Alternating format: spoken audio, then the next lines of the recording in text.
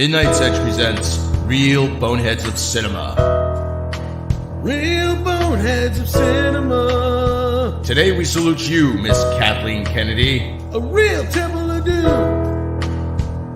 Who could make so many movies, yet up the greatest franchise of all time? How the hell did you make me like the prequels? You made movies with Steven Spielberg. Dude made Jaws of Jurassic Park. You think some talent would have rubbed off on you? Oh yes, some residual talent. The only real talent you ever had was getting Spielberg coffee. I'll take mine with 2 sugars. And hiring Harvey Weinstein's former assistant was a nice move, wasn't it? She likes all the Star Wars. So pack up your and get your Baby Yoda-hating forces female ass out of here, because we've had enough. Don't let the door hit your ass on the way out, you real bonehead of cinema.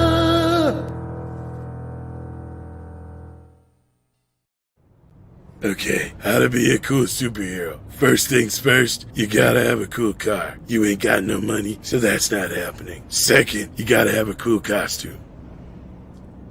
We'll have to work on that.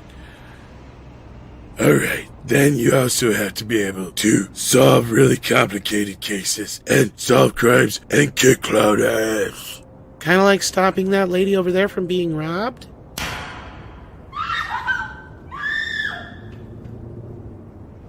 Are you fucking serious? That dude's got a gun, okay? Let the real cops handle that. We only go after people like the Joker and Penguin and Poison Ivy and occasionally Catwoman, depending on what kind of mood she is that time of the month, okay? We don't deal with that kind of stuff. You're scared of guns, aren't you? Fucking terrified. Nope, Batman don't do guns. Midnight Edge presents Real Boneheads of Cinema. Real Boneheads of Cinema. Today we salute you, Mr. J.J. Abrams. Steven Spielberg Jr. You admitted that Star Trek was too smart for you, so you dumbed it down into a brain-dead action movie. Oh, look at all the explosions and pretty lens flare. Then you made a Star Wars movie full of mystery boxes. You were the son of a bitch that killed Han Solo. When the audience opened them up, they were full of turds. Kinda like Lost, where I lost 6 years of my life. And now you're gonna ruin the DC Universe too. Who do you got pictures of anyway? We salute you, J.J. Abrams, patient zero for failing upwards. You an original bonehead of cinema.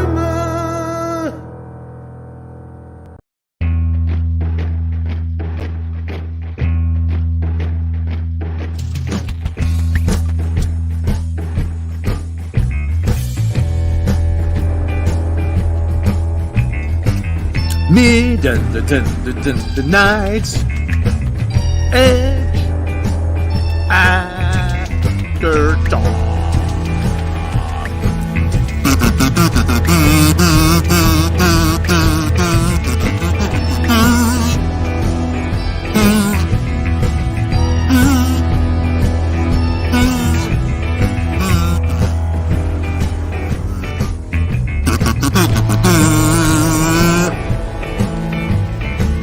How's it going, everybody? I'm, of course, Avi, joined by Steaky, the Wild Samoans. No, I'm kidding. Midnight's Edge After Dark. What's going on, everybody? How's it going? Happy Thursday. Mark C. with a $5 super chat. 2021 is going to be okay. Rick Moranis has been in front of the camera again. Yeah, we hope so. I'm, of course, Scenario Supreme, Mr. Rob Robot Shlomo. With me, as always, Mr. Tom Connors. Hello. And with us, as always, is your favorite YouTube harpy, Emmy, ESP, Tony, Bammy, BAFTA, yada, yada, yada, Miss Becca Random. You don't have my music. Bum bum bum bum bum bum bum bum bum. Oh, yo. I can play it on on my computer. Where is it? I think I can just play it through the speed. You should be able to hear it. There. There you go. There's the music. Whack, whack, whack. What day is this? I have no idea. It's Blur's Day. Oh, don't mention Lower Decks, please. And we also have a Thank you. resident script doctor. Good evening, everybody. I lost another 24 minutes of my life watching that I abomination. haven't even watched that shit yet. So Count yourself lucky. Well, I didn't even watch any of the Star Trek Day stuff. I still haven't watched the trailer for Discovery Season 3. Oh, how I envy you. Yeah, I don't even really know if they announced anything really that important. Your mind is unfettered by that drivel now. So, yeah. My Twitter fight was more interesting while I was watching it. I'm like, you know what? I think I'm getting more out of a Twitter fight. Awesome. What's going on, Thomas? How we doing today? Miguel Hernandez wants to know if it's true that Q is on Lower Decks. I couldn't tell you. I didn't watch the Star Wars stuff. Star Trek stuff. Well, sadly, AQ. We're not sure if it's the Q, but AQ is going to be on Lower Decks. I thought it was RS, but I wasn't sure. God. I was looking up, actually, I was on YouTube, and some reason I came across a clip of Avi and Siki, the Wild Samoans. I'm like, that was 45 seconds better spent than watching Lower Decks. Well, and Daisy Ridley, just threw beans, man. KK under the bus, but hey. That's cool. I don't think she's aware. Do you think she's actually aware that she's she's completely fucking oblivious. Just like the whole, I can't find any work since Star Wars, even though the world is shut down completely and nobody is working right now. I'm thinking I should have work right now, even though nobody else does. Bitch, you've got 5 movies in the works, okay? Shut up. But yeah, and that's the main news. We missed Monday, so I'm sure that we're far behind on news. Did we want to start with the Star Trek crap? Because I really didn't pay any attention to it. I don't think there was any huge announcements outside of they finally did say that Discovery Season 3 is going to be on Netflix outside the US, but it's like the day after it is here. Was it that way last time before too? I thought it was always the same no matter what. It might have been the next day. I don't remember. I really. So Alex Kurtzman finally found pictures of the CEO of Netflix. Apparently, you're gonna put Lower Decks. You're gonna put Discovery Season 3. Probably had a fire sale on the shit, or else I'm gonna put these photos of you playing miniature golf. He probably had him on like Suicide Watch or some shit. Kurtzman? Oh yeah. Cut myself if you don't. CEO of Netflix, go ahead. See if I can. Netflix. I wish Netflix had been called to his bluff. No, I'm sorry. I shouldn't say shit like that. If you don't, somebody will. Yeah, you know. I'm tired. I am tired of this. I can't help it that Kurtzman's nothing but a lazy puppy. No. He's not cute. Yeah, but lazy puppy's cute. The thing is, he yeah. thinks he's talented. That's the biggest problem. He actually thinks what he's doing is good. How dare you? Yeah, how dare me? How dare me? So, 21 new details about Discovery Season 3, Lower Decks, and Picard. 21 things I could give 2 shits less about, but how did we get here? How did we get here to where I don't care about Star Trek? It's amazing. We have the historian in the house, by the way. What's going on, everybody? Sorry I'm late. That's all right. Last minute notice. So. The Reverend author, Dr. Stephen Walton. What's going on, Rob? Good to see you. How you doing? How you doing, buddy? We need to add some more titles to him. Esquire? Yes. DDS? We already have a PhD, so we can't use that. 'Cause I'm a dentist. Be a dentist. During the Star how you do? Well, anyway, Dr. Stephen Walton, would you like to say something to the audience first? Hail the chat. Thank you for coming. Please remember to smash the like and share it out. Thank you guys for being here. We wouldn't be doing this without you. Hail. Dr. Reverend author Stephen Walton, you wouldn't have to be a wrestling fan, would you? After the Attitude Era, no. You forgot the DDS Esquire. DDS Esquire. Now, once about a year after Vince bought WCW and shelved it, I was done. Okay, because I was looking up a clip before of the Wild Samoans. I don't know why, and I said to myself, "Wow, this 45 seconds, I got more out of this than I did the entire first 2 seasons of Star Trek Discovery." Oh. Amazing. Yeah. Yeah, we're talking Star Trek in case you want to know where we're at here. Oh, we got a Perry Chan in the chat. A wild Perry Chan appears. Perry Chan does those great intros, doesn't he? Yes, he does. He is awesome. Hail Perry Chan. We also have Greg the Lost Jedi. We have Larry, Neil, a few oothers. Thanks for joining us. Did Perry Chan do Az's intro? Probably. Okay. I'm not sure, to be honest. I have to ask him. Well, let's ask him. He's in the chat. Perry Chan, did you do Az's intro? I would like to know, sir. Now you got to wait 5 minutes for the delay. Well, while we're doing that, during Star Trek Day virtual panels, we learned that new information about Star Trek Season 4 and Lower Decks, The Strange New Worlds, and more. Star Trek Day. Star Trek Discovery Season 4.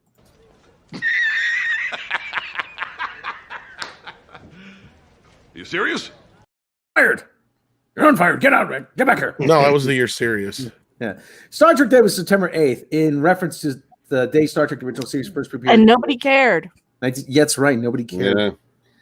Freaking my Larry Wilmore video from 4 or 5 years ago got more views than Star Trek Day. Listen, I pay attention to a couple of those "We Are Starfleet" hashtag people just to be in the know of what they're thinking.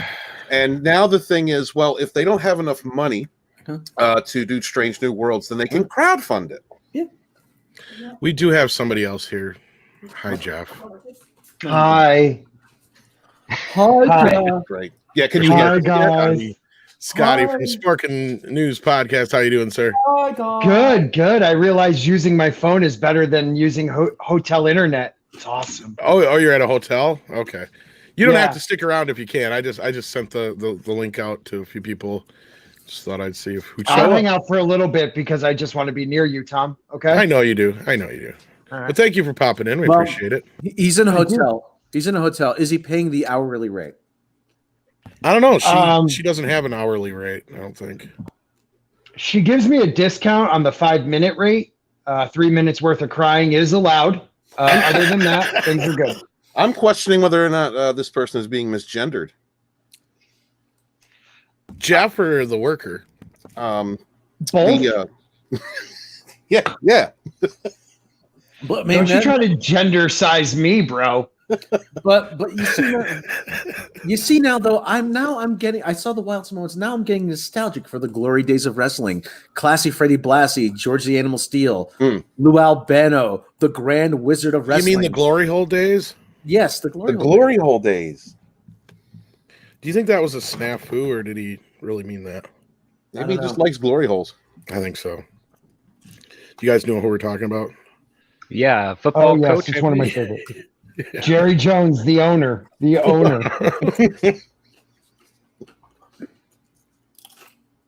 Well, anyway, sorry, I'm eating. Rob is eating, so while Rob's eating, I'm reminded now of that Doritos commercial with Avery Shriver that used to shake the earth every time he used to bite into Doritos. That's a deep cut. Yeah. We got another. Well, while you doing that, we did get a super chat. So finish eating. Mark C sends $5. Sorry, it's my belief seeing Rick Moranis in front of a camera again is a sign that the world is fixing itself. No need to be sorry. I think we're all happy to see Rick Moranis working again. That's right. I think what we really want is for him to show up in Ghostbusters, though. That would be nice. Yeah, he looked good too. I mean, I was so happy to see Rick. He was that's an actor that I loved when I was a teenager, young adult. I love he's iconic, so it's good to see him again. Mm-hmm. Okay. Yeah, you're never sorry to see Rick Moranis in most cases. Yeah. So anyway, Star Trek Day was September 8th in reference to the day Star Trek the original series first premiered in 1966. In celebration, StarTrek.com hosted 8 virtual panels for old and new Star Trek series. There were joyful cast reunions, and we also got a handful of details for the current and upcoming shows like STD Season 3, Lower Decks, and Strange New Worlds, and Picard Season 2. And there's also a missing William Shatner. Wasn't that right, Tom? William Shatner wasn't there. That's What? right. What? Wait. Captain Kirk, the very first captain of the ship that started it all. They didn't want me. there? They didn't ask me to be send him there. a cake. He did I sent them a cake. Oh, with the magnifying glass so you could see it. that's It was just a little cake. that's unspeakable. Weren't we warned about this though? Weren't we warned about that in the photo and all the poster that didn't have them? And Kirk's too much of a man's man to be involved in this. You're starting to sound like a phobe, Scott. You sound like maybe an ist. It's triggering. It's triggering to hear that kind of respect for a straight white male character. Scottist. Call me Scottist then. I don't care. Word up. Well, anyway, this goes on. Here are the most interesting things we learned about Star Trek Day. We got a new trailer for STD Season 3, giving us a look at what the future holds for Mikey Spock and the Discovery crew, which needlessly went into the future, mind you. We learned about new characters such as Cleveland Booker, his cat Grudge, Adira, and Gray. Are those thing one, thing twos? Adira and Gray? Those the people that do not have that are non-binary binars? I don't know. Binars, yeah. Is that thing 1 and thing 2? Do they have names? I don't know. Well, I Outside of did. gender. If they I are did bring up the name is Gray. Think about that. Like, name is let's Gray. get more neutral than anything is Gray. The real It's not question- one or the other. the real question Those are is, the neutrals from Futurama. Tell my wife I say hello. All I know is my gut says maybe. Exactly. Love those guys.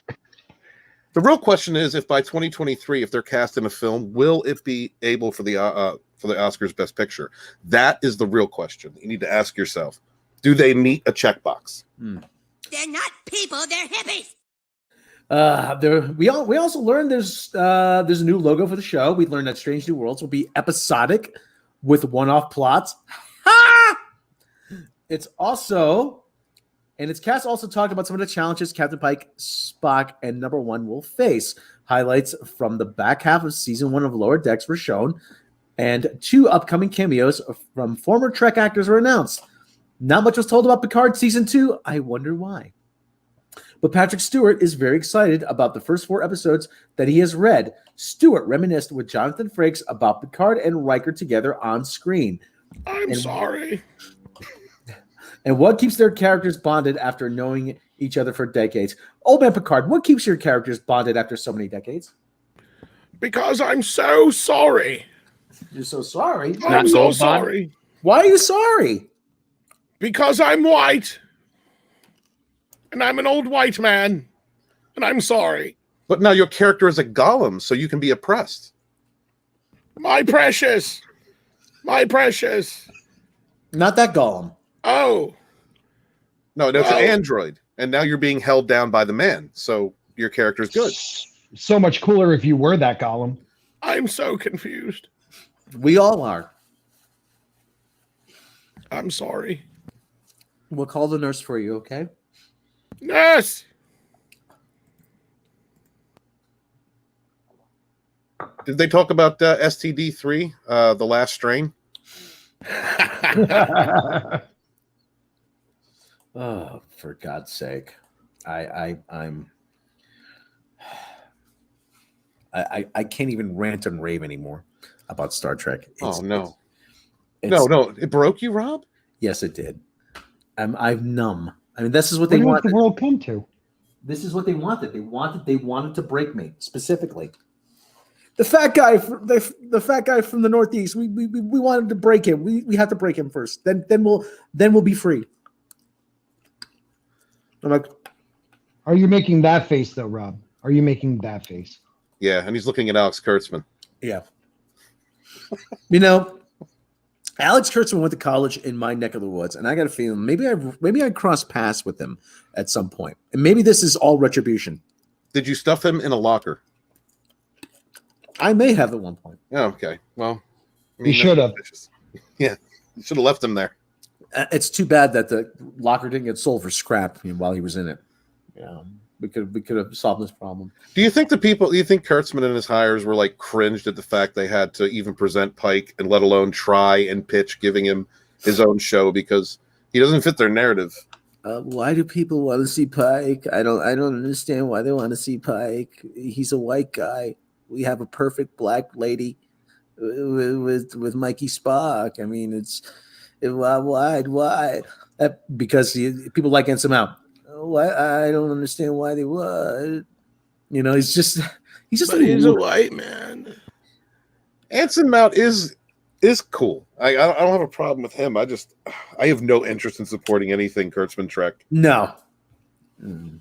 For God's sake. He's a real man of genius. Or what? Not a real man. What was it? Real bonehead of cinema. Real bonehead of cinema. That's it. Yeah. Real bonehead of cinema. Midnight's Edge presents Real Boneheads of Cinema. Real boneheads of cinema. Today we salute you, Alex Kurtzman.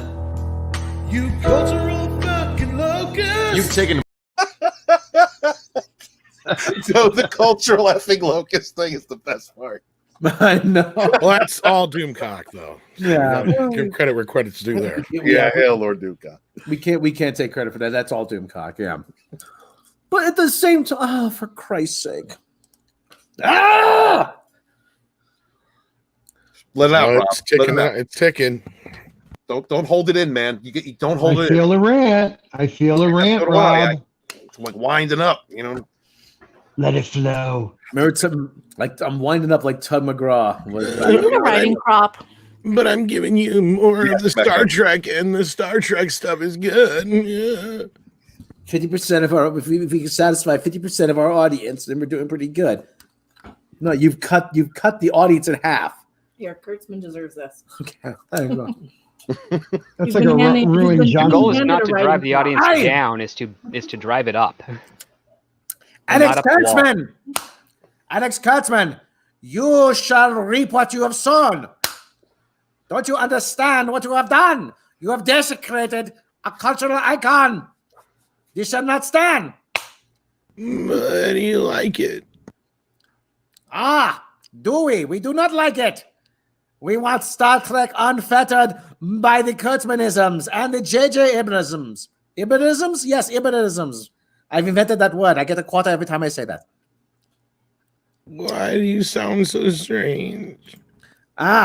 Because you need discipline, Alex Kurtzman.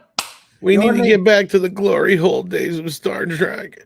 The glory hole. Yes, the glory hole in this Spunkin house. We closed that down many years ago. Was there anything else in this that was newsworthy at all? No. Anything. I'm surprised they came up with 21 details for these shows. It was a colossal waste of time. Rob, has any of those videos on YouTube from this reached over 10,000 views yet? Actually, my Star Trek video, actually, Star Trek History, Star Trek in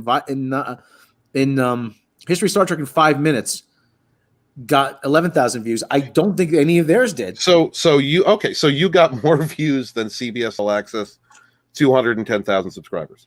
Yes, that is sad. Not because great for you, Rob. Yeah, bro. So sad. So sad for Star Trek. Let's take a look. Because we've got time. The reviews are like, oh wow, 400 this September on CBS All Access, 496 views. That's cute. I remember when I had my first beer. Here, let me share my screen. The Ready Room with Will Wheaton. 1,400 views. Oh, they've even gained subs. 7,000 for the panels. 20,000. They had it covered pretty well with. All right, now I don't feel so bad. the Stand By Me kid. Yeah. This is the state of Star Trek. This is the enthusiasm that the fandom has. See, Alex Kurtzman had that kind of that Ryan Johnson idea, was I'm going to do something that's going to divide the audience in half and then pander to my half. Unfortunately, your half doesn't look very big. It's almost like it's a toxic vocal minority of people online. Mm-hmm. His half His half are the type of people that say, "Oh, geez, I don't know why that show is canceled. I torrented every episode." Just let that roll around for a minute. Do you want to do super chats, Tom? No, he's just saying that because he wants to eat. Tim Riggs says, look at how easy they've made Star Trek Discovery, Lower Decks, Spitard. Star Trek TV is the poisonous fungus growing out of this pile of shit that is Kurtzman. Mm-hmm. Yeah, truer words have never been said. That's very true. Thank you so much for the super chat, Tim. Whoops, wrong one. Lost Jedi sends in. That's Greg. How you doing, Greg? Sends in $5. Hey, Star Trek Discovery is going to be hilarious. Looks like they're going to turn Mikey Spock into Captain Stephen Hiller from Independence Day. I think it's going to be hilarious. Completely. Welcome, Nerf. Who's this? What was that, Mecca? Oh, I think it's going to be hilarious unintentionally. I think it's going to be completely ridiculous. I think it's going to be my fear is that since they will no longer have Spock to kind of give the snark right back to her, that she's going to be even more insufferable than she already is. And it's going to be absolutely hilarious. It's not possible. No. I can't see it. I'm just waiting for Kurtzman to, get some deal with Netflix to have like Star Cuties, something like that, because that's the only as low they can go. They can only go that much lower. It's ridiculous. I'm not even a big. Yeah. Oh no! Don't do it. Oh, I saw some of the clips this morning. I'm like, you know what? Fuck everybody's context. Every one of those motherfuckers that are like, oh, but you have to know the context of the show. Bullshit. If you've seen 3 or 4 of these fucking clips, I'd love to hear the context. Would love to hear the context. Just like I'd love to hear somebody explain to me the context of Deep Throat that has nothing to do with sucking dick. All right, Lost Jedi. Hear that. That's one of my jokes. Talking about Woodward and Bernstein? Wrong one.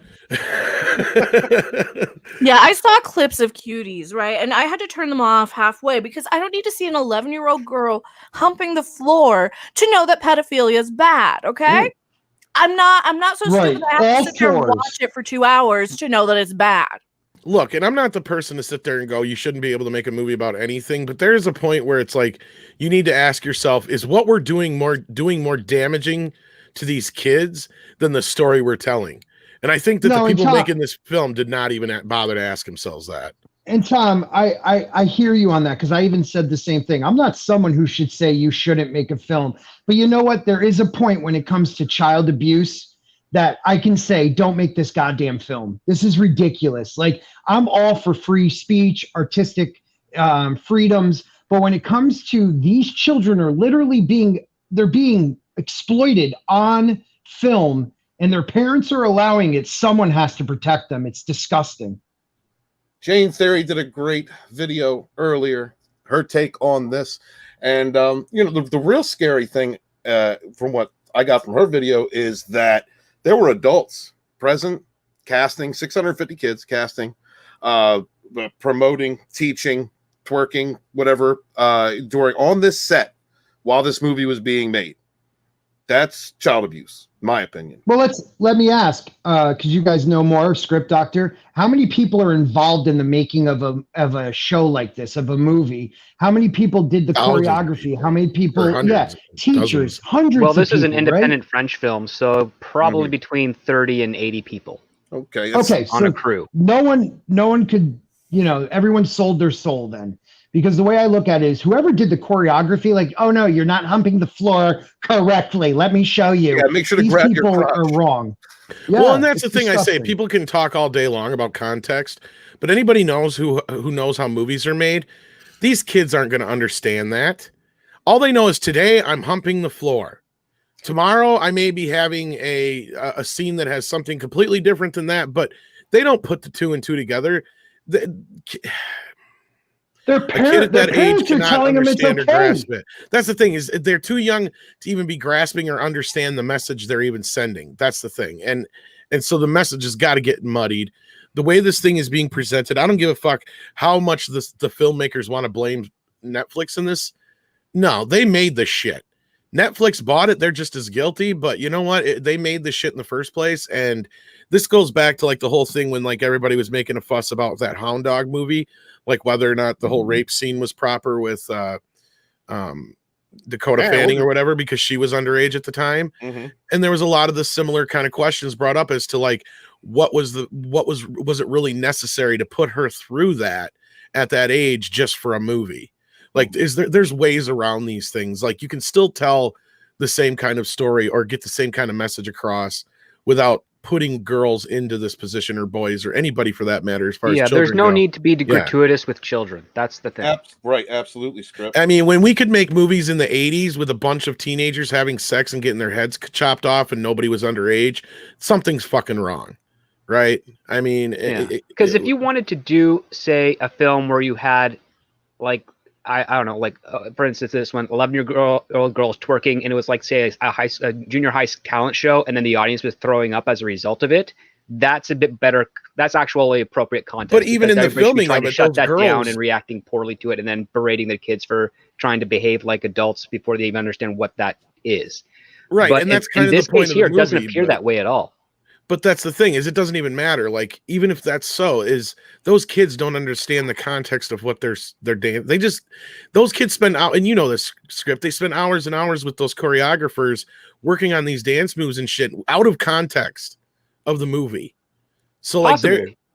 There's no possible about it. Well, I guarantee you never know what the director really told the kids, what they told the parents on that stuff. We really don't. It's all conjecture at this point. But I mean, it's still grossly inappropriate. But like, even in the situation that I said, where it's like kids on stage doing that at a talent show, that's a joke. You're going to get a director. You're going to get the parents involved. They're going to be saying, listen, what you're doing is ridiculous on purpose. So you've got to make it look funny as well as creepy. And then they go through all the steps of how to do that. That's how a professional set would do that. They'd make sure the kids understand what's going on so that they actually feel comfortable doing it and knowing that it's not supposed to be sexual, but it's supposed to make fun of the context of, you know, little girls trying to pretend to be like Beyonce, so to speak, and in all the wrong ways. And in this case here, I don't even think they did that, because again, it's a foreign culture. They do all sorts of weird stuff. That France has got a lot of issues going on with their own cultural war right now. And I think that as a result of it, people are turning a negligent eye towards this type of film. It just feels the subject matter is completely lost because of the gratuitous nature of exploiting children. But even Script, if you're trying to do it in a comical way, if the young girls are doing the act of twerking, if they're doing anything that can be seen as sexualized, like, you can't even go there. Like, they shouldn't even be going there at 11 years old. That's the problem. You can't make this funny. You can't make this anyway without it was made funny in Little Sunshine, but there's a lot more care done to it, because it wasn't shot like it's trying to be shot as a music video, which in some point from the clips I've seen of this one, they're trying to make it shoot it like it's a music video. It's very glamorized, yes, which is really horrible. But like, if it was just like a wide shot where it's a whole row of them and they're all doing this stuff, and you're focusing on their faces and not their bodies, and you're focusing on the reaction of the audience and their appalled nature of it, then you've created something that's actually far more appropriate to a better scene. You're talking about, Script Doctor, and I'm sure a lot of people haven't seen the movie, but Jersey Girl. They do a similar situation there where the girl wants to do Sweeney Todd for her talent show. Hilarious. And of course, and obviously it's completely inappropriate, but that's kind of the whole point. Now, that's something you can sit down and a kid can understand a little bit better because of the whole violence factor and the blood and stuff like that. When you're getting into things like sex that are a natural thing, like, that's a very difficult, like, that's subject. trickier. That's a finer line to walk. Yeah. And Greg brings up a good point, and this is the last we'll say about the Star Trek Day. He goes, if you only watch Star Trek Day without having watched any Star Trek, you think the only thing it's about is diversity. No moral ethics issues, just diversity. Yeah, and that's part of the reason why I ignored it. I mean, I had work to do, but at the same time, I could have had it on in the background, but I just didn't care. I have lost so much interest in it. I really don't give a shit. And Andre really didn't push me to, like, watch it, because he knew just as I did that somebody was going to do the highlights. And thanks to Yahoo, somebody did. So, you know, I didn't need to waste my fucking day, just like Shatner. I felt that, you know, how can you fuck that? Adam Wolford sent $5. Is anyone having the stream cutting out and coming back now I have a question. What's worse, Cuties or Tin Drum? Also, I thought Hound Dog wasn't released. I thought it did get released. I could be wrong. Tin Drum, I'm not familiar with. I'm not sure if I want to be, if it's being associated with these two films. I don't know if anybody else here is familiar with that movie. Nope. No, it's not ringing any bell. As far as the stream cutting out, I don't think anybody else is having trouble. If you are, let me know. But as far as I can tell, everything's good on our end. Maybe try refreshing. Sometimes, well, we did lose Scott, as I say that. Well, you summoned the internet problem, so. But he's at a hotel, so yeah. I hope his wife knows. Larry sends in a $1.99 super sticker. Let me see what it is here. It's a thumbs up. Thank you so much, Larry. Why don't you follow Larry's suggestion and hit that thumbs up while you're at it? Hail, Larry. I got your email and I sent you one back. Thank you guys for being here. Share out the link, please. Okay, Curtis says it's cutting out for him too. Maybe it is YouTube. I apologize for that. As far as I can tell, everything's clean on my end. I'm not getting any kind of warnings. I'm not having any internet problems other than Scott. I think we're all fine here. So hopefully that works itself out. If we're good after Scott left, that means that he was actually granting this channel his internet. Okay, problem. A few people are saying that it's glitching. I'm apologizing for that. Of course, there's nothing I can do about that. Yeah, you must need some more internet gas, like CWD Tristy says. Hit refresh if that doesn't help. I apologize for now. Hopefully, YouTube will correct itself sooner than later. Sorry about that, guys. I wish there was something I could do. And Kara says it's fine on his end, but a few other people are saying they're having problems. It looks pretty split, yeah. So yeah, if everybody wants to just try refreshing, maybe that'll help. If it doesn't, I apologize, but there's not much else I can do on that point. What's the next thing that we wanted to talk about, folks? And it sucks because we did lose like fucking 40 people because of that, it looks like. So hopefully you're just refreshing. Yeah, definitely a YouTube issue, it sounds like. Lovely. Gotta love YouTube. Balls. All right, did we want to talk about Daisy Ridley next, or do we want to talk about the Oscars? Well, which one is more fun? Daisy Ridley. There we go. Let's go with that. Daisy Ridley. Let's laugh for a minute. We need to laugh. I didn't have this one ready. If we can we laugh? Oh, we can. Well, because Mecca's been, you guys have been raging for 2 years about, there not really being any plan. And well, we knew there was a plan, but they let Ryan throw it out the window, and Daisy basically says that with all certainty now. And not only that, we kind of have an idea of what that plan was. I have to ask Script Doctor, because he's more close to Hollywood things going on. Do you think that Daisy got a talking to after that comment? Probably not. No, I don't even think they're paying attention to her right now. Disney's doing their own thing. Unless they've got a Ray movie planned, I highly doubt it. So they just leave her behind like that. Just, okay, you're not with us. In some cases they do, yeah. I mean, they haven't given a talking to John Boyega, as far as I know. Yeah, you're not talking to John Boyega. That'd make fuck no, they're not going to make. Yeah, he'd make 2 more videos or something. EVA Unit 4A sends in a $2 super chat. Says #Trekkers for Orville. Hell yeah, hail Mead and the Phantom Menace. Thank you so much. Hail. We're so glad you're here with us today, along with all the others that have been able to join us. So yeah, if you haven't heard this news already, Star Wars was all fucked up by Kathleen Kennedy. Tom, may I interrupt? Of course. Fat Steven Seagal wants to be noticed. I thought you were going to tell him maybe he should get the dog in the end. But of course, KK would never ask if she could interrupt. She just would. That's right. And we got Roaming Scott back. And notice me. Oh, so he's the one who stole my shirts. You're not getting them back in the same shape they were in. Adam Probably am not, no. No, it was my Wi-Fi. Tin Drum was a German film about a young boy and a young girl right before World War II, and there are sexual things about those two. Okay, now I vaguely remember that. Yeah, I remember that movie too. But wasn't that supposed to be based on a true story though too? In that case, I mean the true story part, fine, but as far as like putting the kids through that kind of a thing, I got to question that. Like I said, again, we live in a world where you can get, 18-year-old people, you can find somebody who looks like they're younger. If you have to put somebody through that kind of a thing, get somebody who's legal. Get to somebody who understands what they're dealing with. Because that can be traumatic even for an adult. Yeah, get people that look like the girl that played in Orphan. Like she was playing a small child, and she was actually a grown-ass adult. Like there are people out there, and that was there's an actress who's on the second season of Doom Patrol. She's like 25, but she's like 4'8", and she looks like a 12-year-old. Yeah, like there's actresses out there you can find that are more age appropriate. Exactly. Like if you're really intent on telling a certain specific story like that, again, because like Scott and I were saying before, we're not trying to be the arbiters of art in any way, shape, or form. Right. But there's got to be a line. Yeah. There's workarounds that you're not actually violating an individual's innocence, especially the young ones, but also you're not suppressing the opportunity of freedom of expression. Like there is a way to do it. Exactly. And kids don't understand. I mean, all these kids seeing themselves as they're in a movie about dancing, because that's what I was getting is when you don't film a movie in. They're 11. They can't have consent. They're not old enough to know. That too. Right. That too.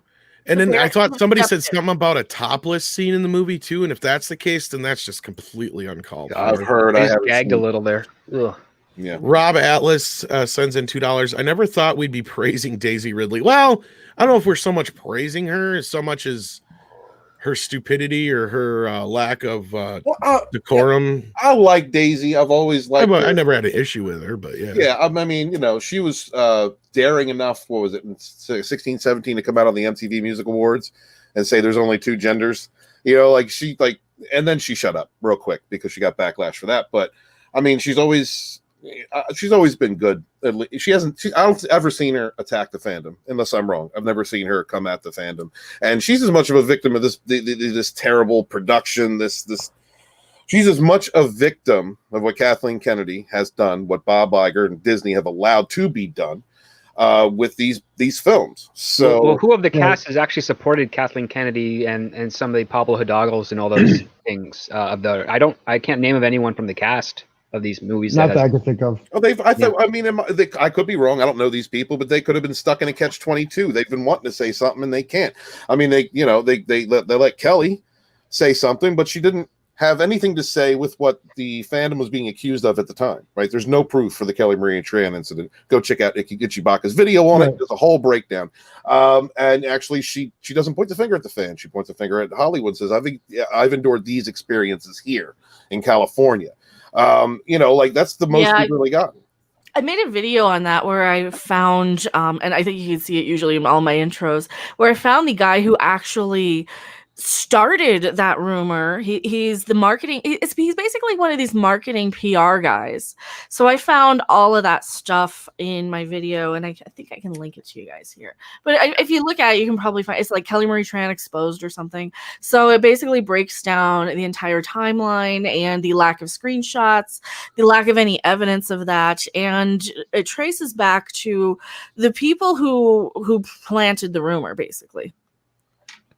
Yeah, it was. I remember you looking into that and figuring that out back in the day, and I mean, I wasn't surprised. Yeah, I mean, we all knew this, and if you read her op-ed, I'm talking about Kelly Marie Tran. If you actually read the op-ed and ignore the fucking title that they slapped on it, which I'm sure some editor did, nothing in the article at any point says anything about fans. It all talks about the stigmas and the ideals that they pressed upon her that she felt she had to live up to, or them kind of a thing. And she was talking about the racism inherent in Hollywood, not from fans, from Hollywood. And it wasn't just Hollywood, it was where she grew up, and she talked about that too. It's the expectation of her being right. But the thing is that okay, when you encounter these instances, they should be fought locally, because a lot of these things that happen is a local culture or a family or that one jerk off in a tribe, and those kinds of things should be confronted, battled. Everyone is equal across the board. We shouldn't have to deal with racism nowadays, but it's not this national problem that the certain people in Hollywood are projecting it to be. It's not a national issue that the far leftists say it is.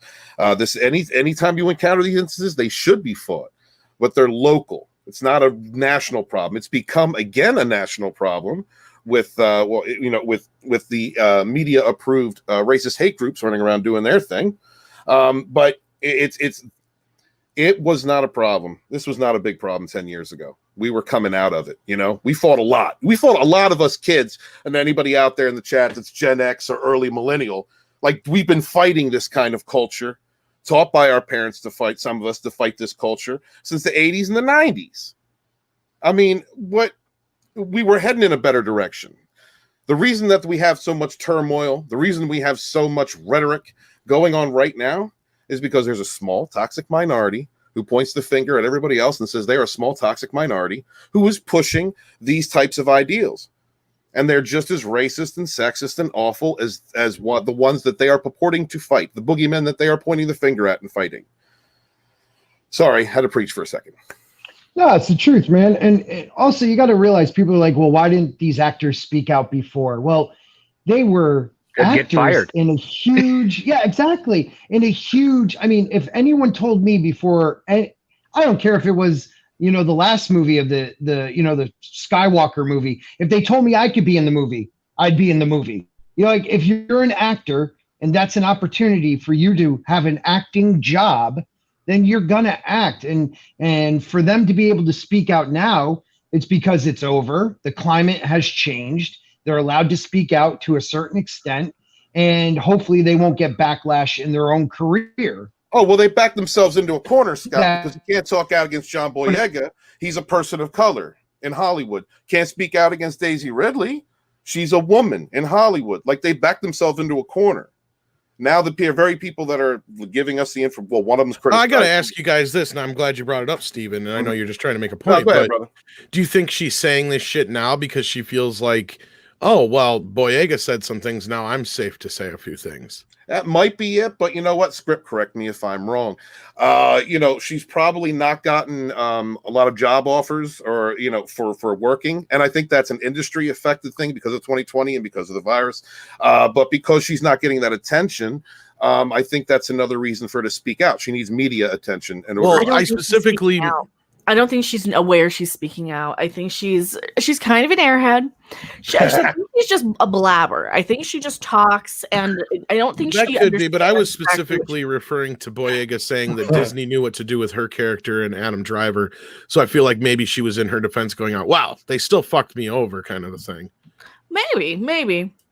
But I think if you listen to the way the interview worded it, what was it, Josh Gad? It really comes across like she didn't realize that she was really spilling the beans like she was. You could be right. You're most likely right. But I wondered like the timing of this. It feels like maybe she was like speaking out because of Boyega's what he was saying. But I obviously, I think they just, because of right now she's promoting whatever it is she did the narration for. I think that since you've got a Star Wars actress there, you're gonna ask them about Star Wars a little bit. So right. Maybe you're right. Maybe I think.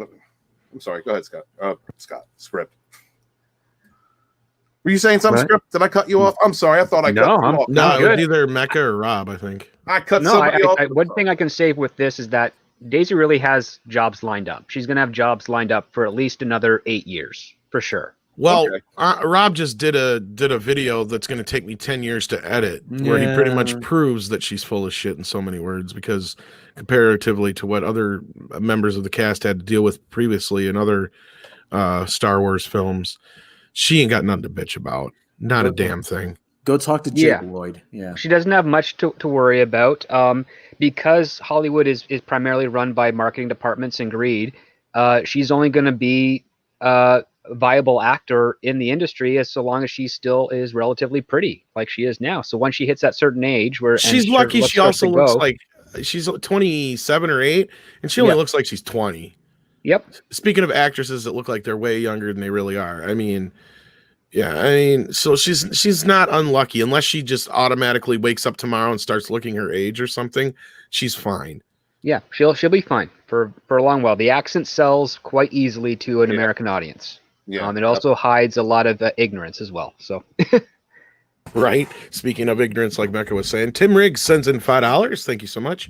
Hollywood and the media come up with these accusations. I think he means accusations Yeah. of being this phobist or being an ism 99% of the time because they are themselves. Oh yeah. Hell. Oh yeah. We've said that many a time. And I mean, that's almost kind of basically what a lot of what your book is, I suppose based around the whole fact that we're being mischaracterized in the media and all that kind of stuff, I'd imagine, right, Well, Stephen? the thing is that it's being used as a tool. Like I think there are genuine ists and phobes and those type of people that are projecting this, but a lot of it is just disingenuous to the core.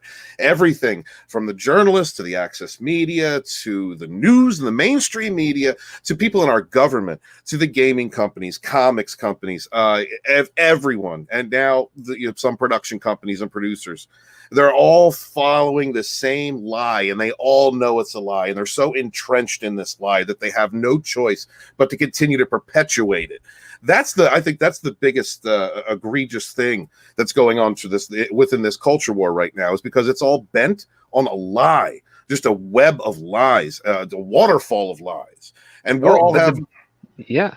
Well, to further add to that, Stephen, the brilliance of this aspect, and there is a brilliance to it, is that it's coming from the bottom up.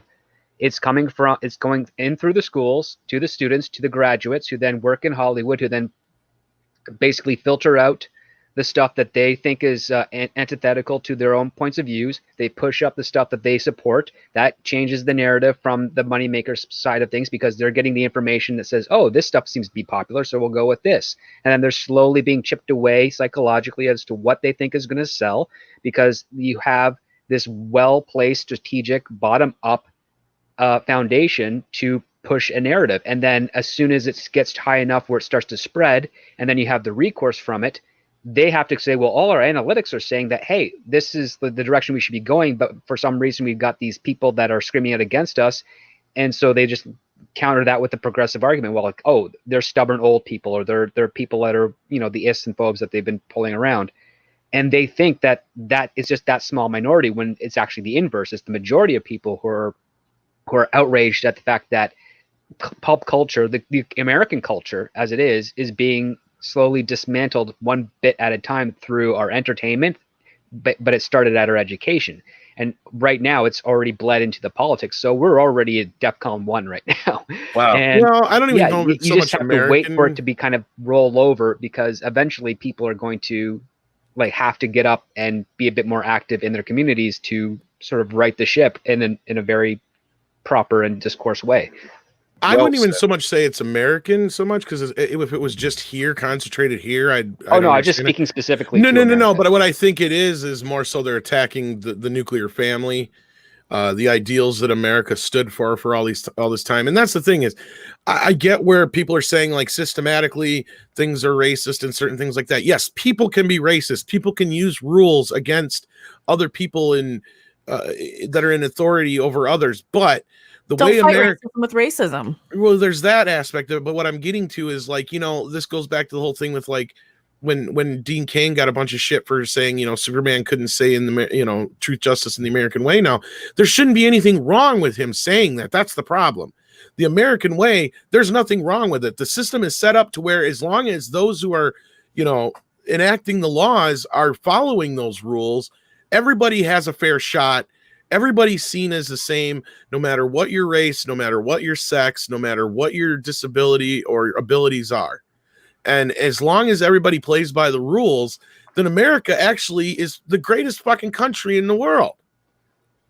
Because we have so many freedoms. 80s, yeah.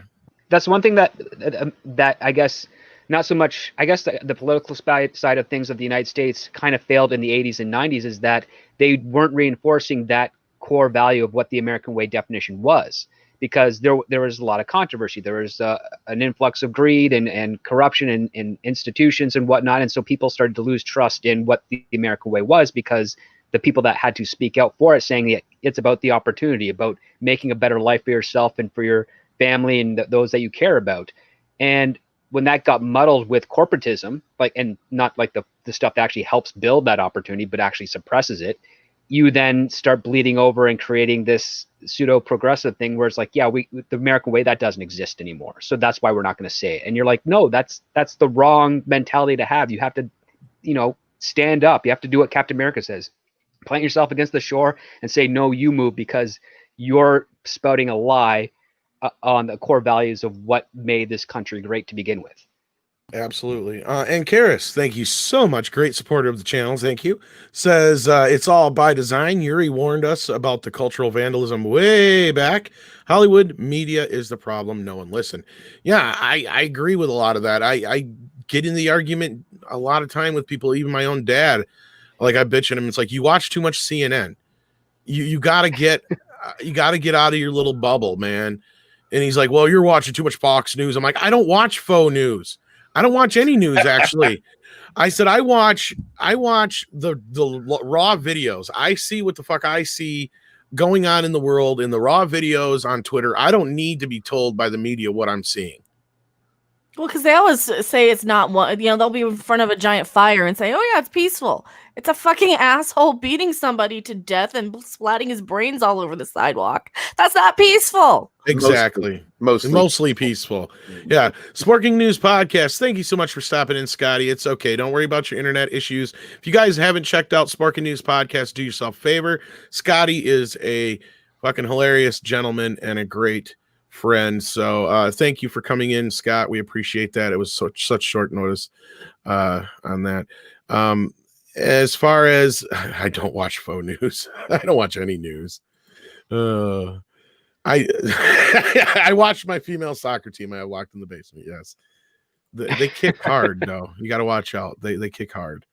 No, you're feeding them too often. That's why they still have the strength. Okay. Anyway, but back on topic here. So yeah, we learned that basically everything we've said for the last 2 years was correct. JJ set up an idea with The Force Awakens and had an overall story arc. He had planned to make Rey a Kenobi, and he had a soft idea that she was going to be a Kenobi because right. JJ Abrams thinks that accents are hereditary. Well, regardless, I mean, you have to put I putting myself in JJ's shoes and everybody else's shoes in this situation. They should have taken the obvious route and just made both the kids solos, but I get the mentality of, oh, we're going to surprise the audience by making her a Kenobi. I get that. But it's a JJ-ism. It's a definite JJ-ism. It would have been better than what we got, probably. That's where I'm at with that.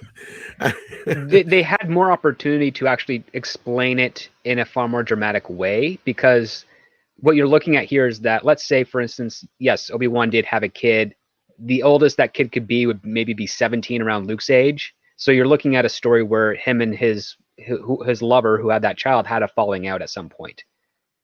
And now it's an Obi-Wan is like kind of looking after has been looking after his kids through the spirit world of the Force this entire time. And now with Rey, kind of entering the large world, you bring him in. You have to use Ewan McGregor to come in as a Force ghost to eventually, tie things up for that. It's the only way you can really justify it, to make it seem like Obi-Wan's not a horrible person.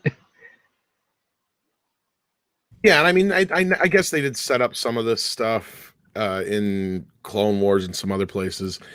Tim Riggs sends in a $2 super chat. I think he's being facetious. He's being sarcastic, yeah. Cuties is 93% not child exploitation. Come on, guys. Isn't that the way the media runs? I figured that was the joke. Toxic Man Flu, another good friend of the channel, sends in $5. Holy crap, your stream keeps popping in and out of my connection, and I've got a full gigabyte hardline. Yeah, Toxic Man Flu. Sorry about that. Some people are having issues. It seems to be scattered. Some people are, some people aren't. So you're not alone. But the best I can tell you is to hit refresh. I don't know if this has to do with the other Windows update that they literally forced upon me this morning. Like my whole computer crashed. You didn't give consent? I did not give consent. Wow. Well, I probably have that stupid automated thing turned on. I don't know how to I don't computers good.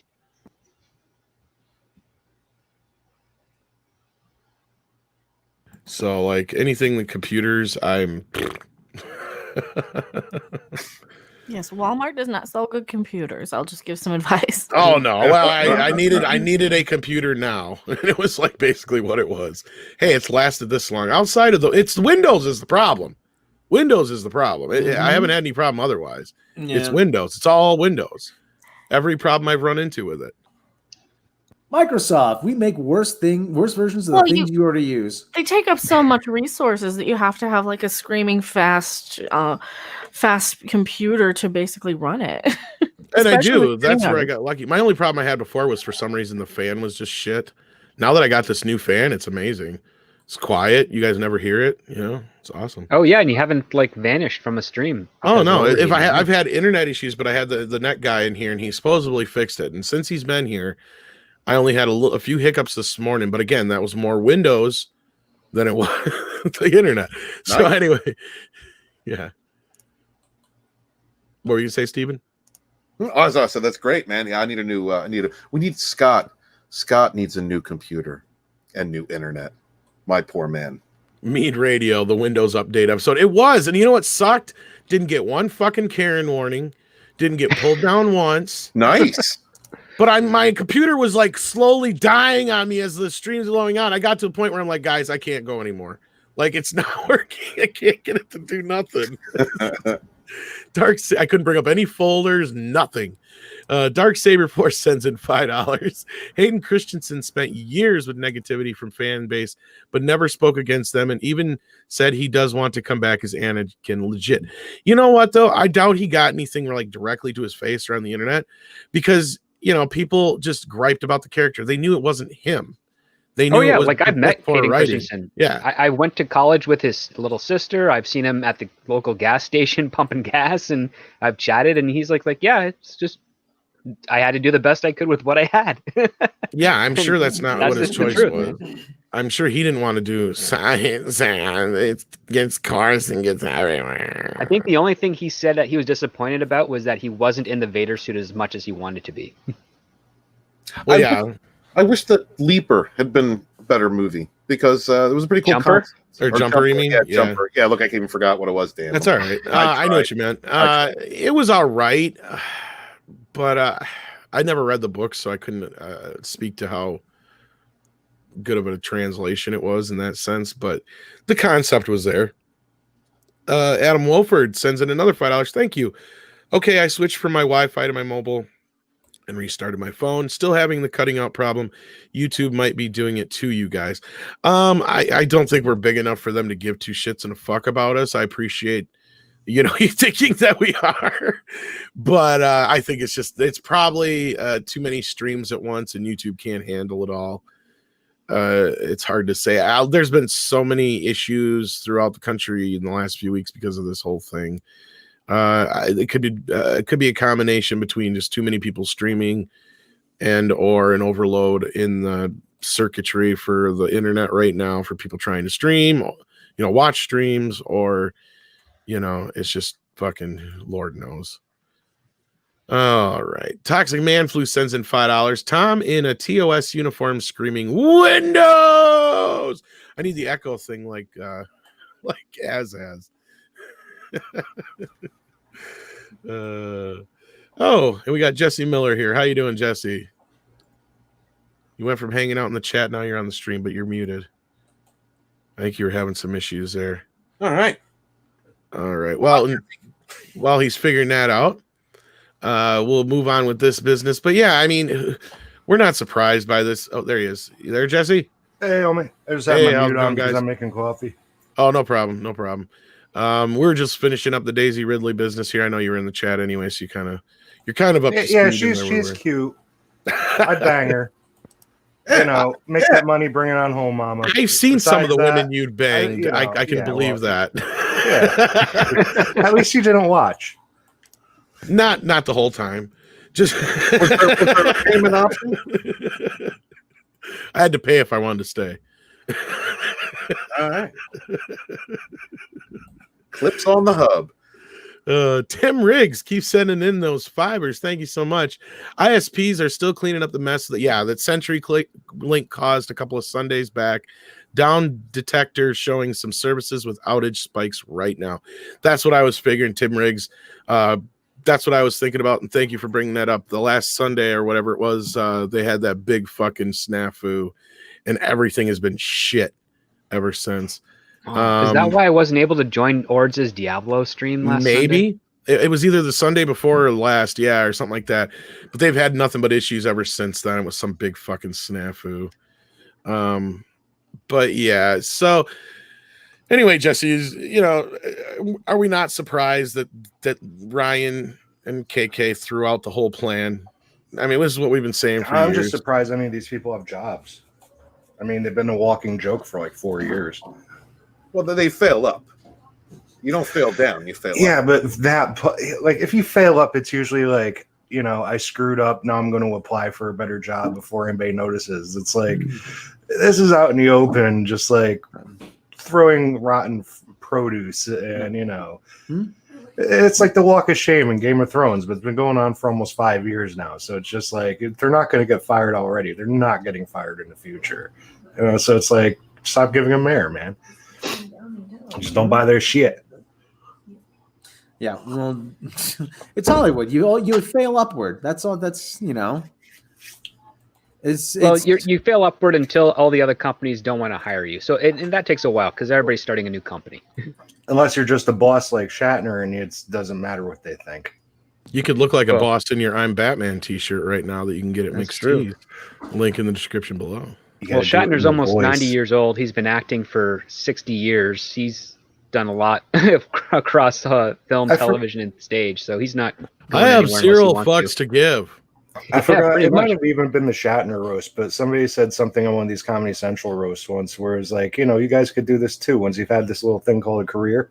Oh, yeah. I think he opened his line with, "Who the hell are you?" Like all of you. I don't know who any of you are. You people? Yeah. Yeah, his was awesome. He came into riding on a mystery ship. We rode a horse in. Like, I loved his roast because it turned more into making fun of George Takei the whole time. Yeah. George, when you came out of the closet, did the doors go whoosh? Yeah. I was, while I was eating dinner with my son, we were just watching Unexplained with William Shatner. Man, that's a good show because it's like, I love the spooky shit, obviously. But the one I was watching last night was Cryptids, and he found a lady who claims to have like a stuffed chupacabra. So that was an excellent episode. So if anybody hasn't seen Unexplained, that's Un with a big X planed with William Shatner, check that out. What channel is that on? I've been watching it on Hulu. I wanted to cancel my Hulu because there's barely anything on it except for that show, which only have one season.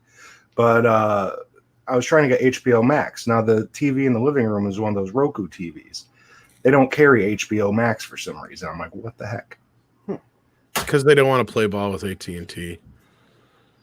Do I have to buy a whole new TV just so I could get no? TV You got a TV? You got a PS4 or PS3 or whatever. Yeah, but I keep the PS4 up in the bedroom.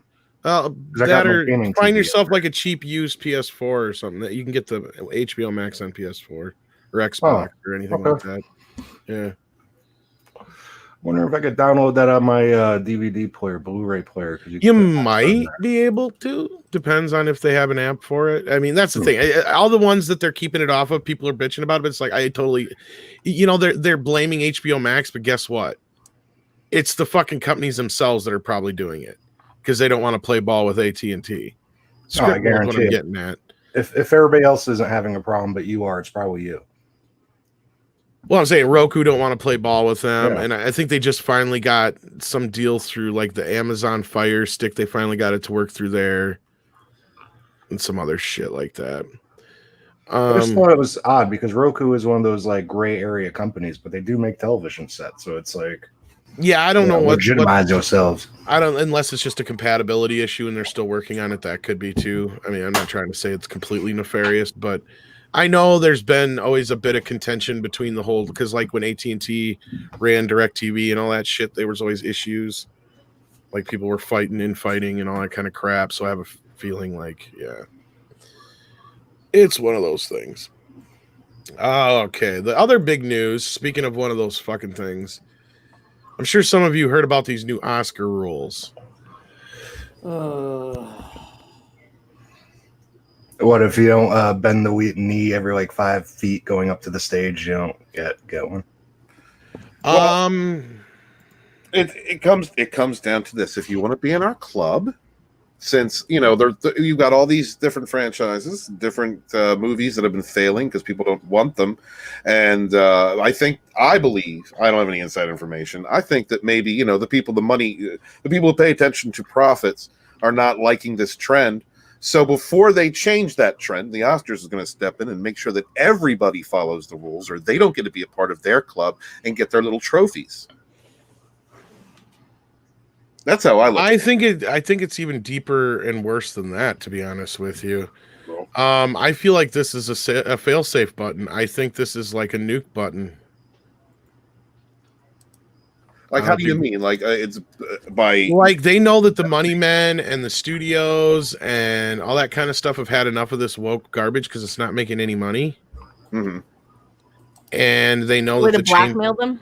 Yeah, well, not so much blackmail them, but know that they're going to have to follow suit at some point. You know what I mean? Well, they just put a no more white people rule because that's what it really boils down to. Kind of, sort no more of. white people allowed in Oscars. Well, this just proves that the Academy of Motion Pictures is not going to make it to 100 years. Was it Oscar a white guy? Because once they do this, they're done. Like they're not going to have anything to celebrate. I think the Oscars pretty much killed themselves this past year. Well, what I'm thinking is this goes past. Here's the thing. I know a lot of people are like, I don't care. I don't watch the Oscars. Nobody's going to care. They're not going to just follow the rules because they ain't going to worry about Oscars. Not every movie's an Oscar movie. That's a fair point. But on the other side of it is this. If all the other awards are going to follow this suit, and I mean all of them, and that goes down to like sci-fi awards and all kinds of other awards, and the studios are very draconian about this kind of stuff, if that's the word to use. It is. Adding on laws that make no sense. They will follow this. They will follow this shit to the T for every single fucking movie, just in case.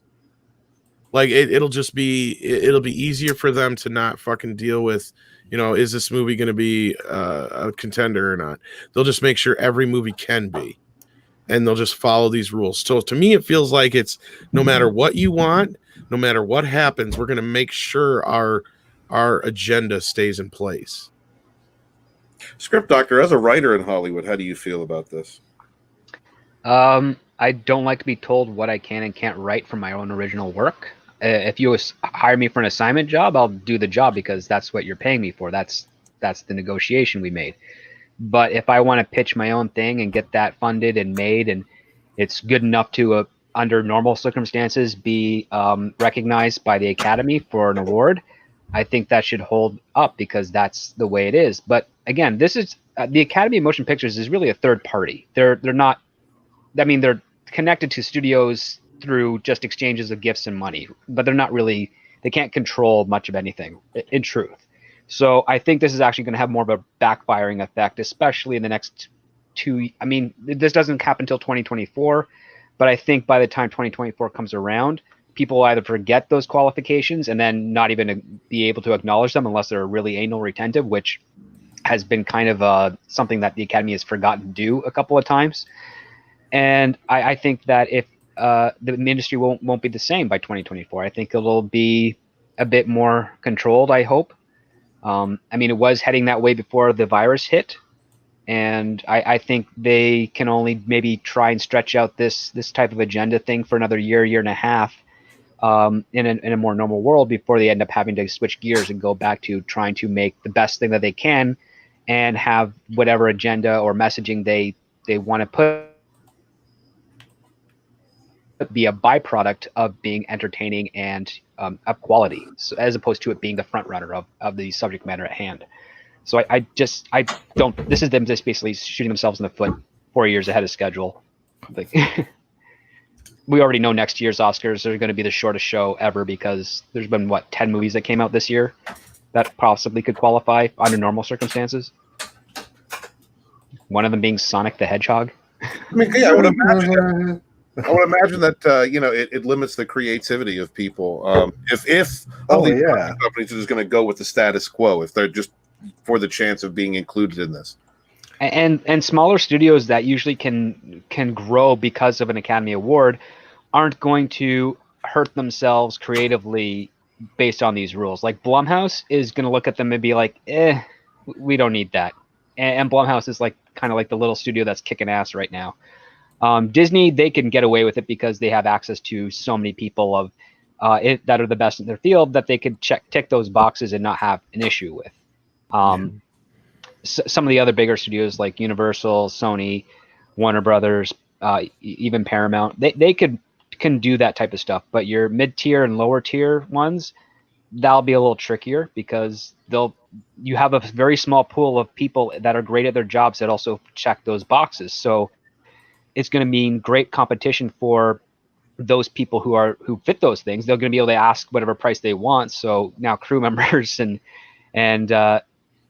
day players and all other types of actors are going to have a higher price tag associated with them. So at least they'll be able to make a lot of money, which I think is funny and good for them. If they're going to tick these boxes, they should really pay through the nose for it. And I think it'll just be kind of a burst and then like a flash in the pan, and then it'll just kind of fade away. Because a few years ago, they tried to promote the free rider contract, and that still goes around in Hollywood. But a lot of studios have made statements that they just can't support a stable crew with the free rider contract. It's too limiting. They can't make up jobs for people to get that equal representation across the board. It's just too much fat on their budgets, and movies have to keep budgets as low as they can so that they can make the most profit. Even those $200 to $300 million films, they're still squeezing every penny they can to get the most out of that dollar. Yeah. And I mean, I've said my piece on this and quite a few other places. I'm sure I'll say it in a few more. So I'm not going to get too deep into the trenches on this, but Deranged Lunatic sends in $1.99, says it's Jesse Miller at the Crow's Nest. Yes, it is. He's on the show with us as he pops in from time to time. Indeed. Jesse I would have came earlier, but I was eating some dinners. We get in trouble too often. DCV Titan sent in a Canadian $5. The new rules just show that the Academy Awards are nothing more than a bunch of elitist auto-fellatiing and broadcasting it for the world to see. And that's what most people are seeing, and I get that. But this is dangerous and goes deeper than I think people realize and will affect everything across the board going forward. This is a fail-safe button, folks. This is the red phone. This is the nuke button. This is them panicking. This is them seeing that the change is going to come. The door is going to swing back the other way, and they are putting a doorstop there. I don't know if Steven knows what I'm saying here, or I know Script I understand what you're saying. And I don't think it's going to be successful. Well, that's the thing. It's going to be asking you Script about writing in Hollywood. I mean, it's hard enough. You could have all of your plot points sewn up tight. You could have everything good to go. But the hardest thing is writing dialogue that doesn't sound like it's exposition. So, like, you have somebody looking over your shoulder constantly to see if this. And Daniel Hall brings this up. You can't write dialogue. That's why these shows suck. This is an important point. Isn't it illegal to discriminate? It is, but in the film industry, they can get away with it. They got fucking loopholes. So for casting, it's the easiest one to get away with. For a crew, that it's really tough. Right, but they're basically enacting their own affirmative action here is what they're doing. And it's gonna go across the board, and it's gonna backfire in their faces. Fuck yes, because like I said, you're gonna have a situation where your quotas aren't met in certain places, or they're already met in others, and you're getting yourself stuck in a position where you've got, let's say, a really shitty stunt crew, right? Because you had to hire them because of whatever fucking reason. A novice stunt crew. They're like 5 years from being exactly where they need to be, and somebody gets hurt or killed as a result of this. Like, and don't say it can't happen, because it happens a lot more than you think. They've just in the recent years, we've had at least 2 or 3 stunt people die. Do you remember that movie Gone Fishing with Joe Pesci? Yeah, somebody died on the set of that, and I think they had a hell of a fucking lawsuit on that one. But they just had the movie about the Allman Brothers, Greg Allman movie got shut down because of somebody got hit by a fucking train. Oh my god! Wow. Yeah, and that was like 2-3 years ago, and then like. Happen?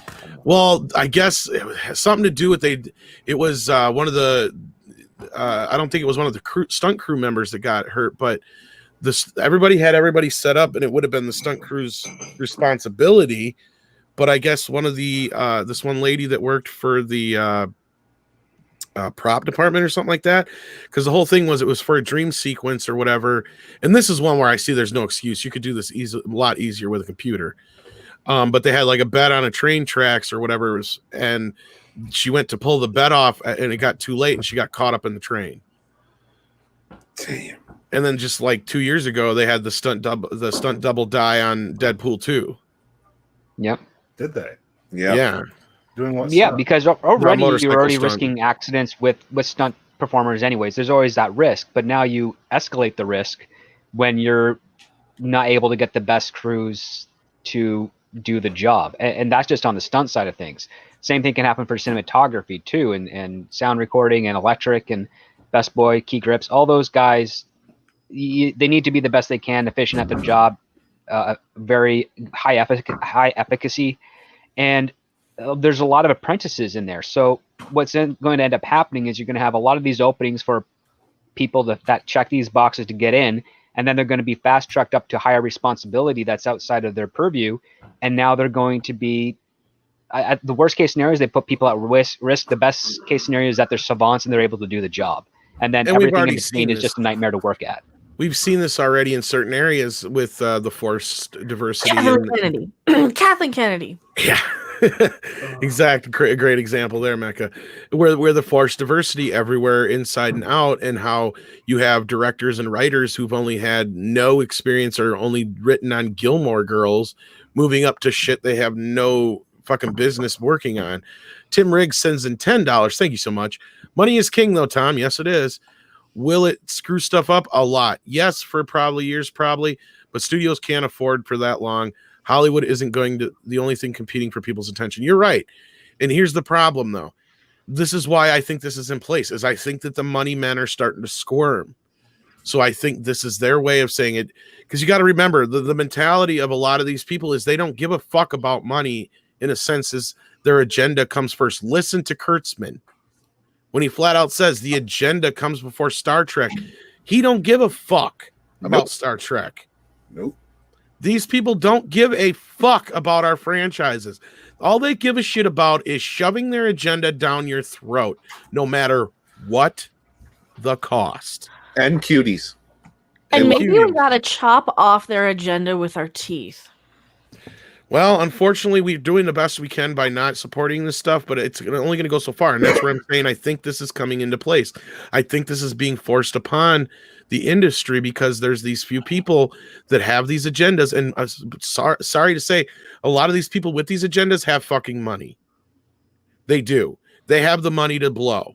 So to them, it's not going to matter because these are the same fucking people that even though they haven't been working for months and months on end, secure even if that money is gone because they feel like they're just going to fail up again because there's always something there. There's always something there.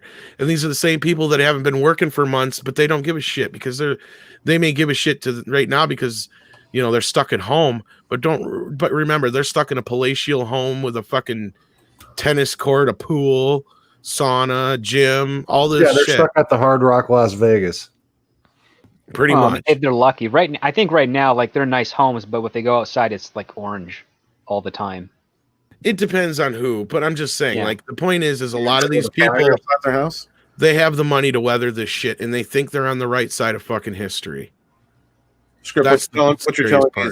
What you're telling me. Of course, it's nice in their neighborhood. Everything's nice where they're at. Yeah. I don't know. Script said everything was orange. Is Trump sitting out in their front yard? No, I thought there were some fires going on. There's in a big bunch of fires. They actually have it on video where an Antifa guy is arrested setting some of those fires. Oh, that's great. Oh, wonderful. So I thought they blamed it on some kid. The people who are. One fire was caused from a birth gender reveal party, and I guess the other ones are under suspect for actual arson. Lovely. EVA Unit sends in another $5. Thank you so much. I gave up on Oscars in 2007 when Transformers was snubbed by Golden Compass and Pacific Rim. Wasn't even mentioned, but The Lone Ranger was in 2014. What the fuck? Here's Lone the thing. Ranger is terrible. The Oscars have been a fucking mess ever since the Weinsteins came in. And Rob and I have talked about this several times. English Patient Zero. Exactly. English Patient Zero. I like that. Yeah, they've always been a bit political, but before that, you always had movies that at least everybody had seen. You could go through a lot of the movies and be like, why didn't this movie win? Well, then you see what else was nominated, and you're like, all right, I can understand that. Because just the other day, we were looking up what won in 1989, and it was Driving Miss Daisy. And, that was a big year. All the movies that we mentioned, though, everybody knew them. Why did Driving Miss Daisy not get nominated? No, it won. There was something else I couldn't even remember what the hell we were talking about. We were trying to figure out how it didn't get nominated or whatever. But at least when I went through the list afterwards, I'm like, you know what, though? At least all of us have seen those movies. Wait a minute. Driving Miss Daisy was in 91? 90 89. or whatever. 89. What was the that's off of a book or a play, though, correct? God, I feel old. It's a play, yeah. Good, because they did do an episode of Quantum Leap that's basically Driving Miss Daisy in the mid-'80s. Yeah, they did. Thanatos Felicitas sends in $5. The reason Van Halen had a writer in contracts for a bowl of red M&Ms is the next electoral specs as a visual check. Next to the electrical specs as a visual Yeah, they check. wanted to make sure people read the contracts is what it is. Yeah, that's what I think he's getting at. Yeah, and yeah, that's the writers, though. That's a nine times out of 10 with the four. And you'd be surprised how many times the writers are put in there by managers and agents and stuff like that, and not the actual person. But there's plenty of articles and stuff out there where the craziest writers have been revealed. There's pretty nutty ones. Bat Chang, how you doing, sir?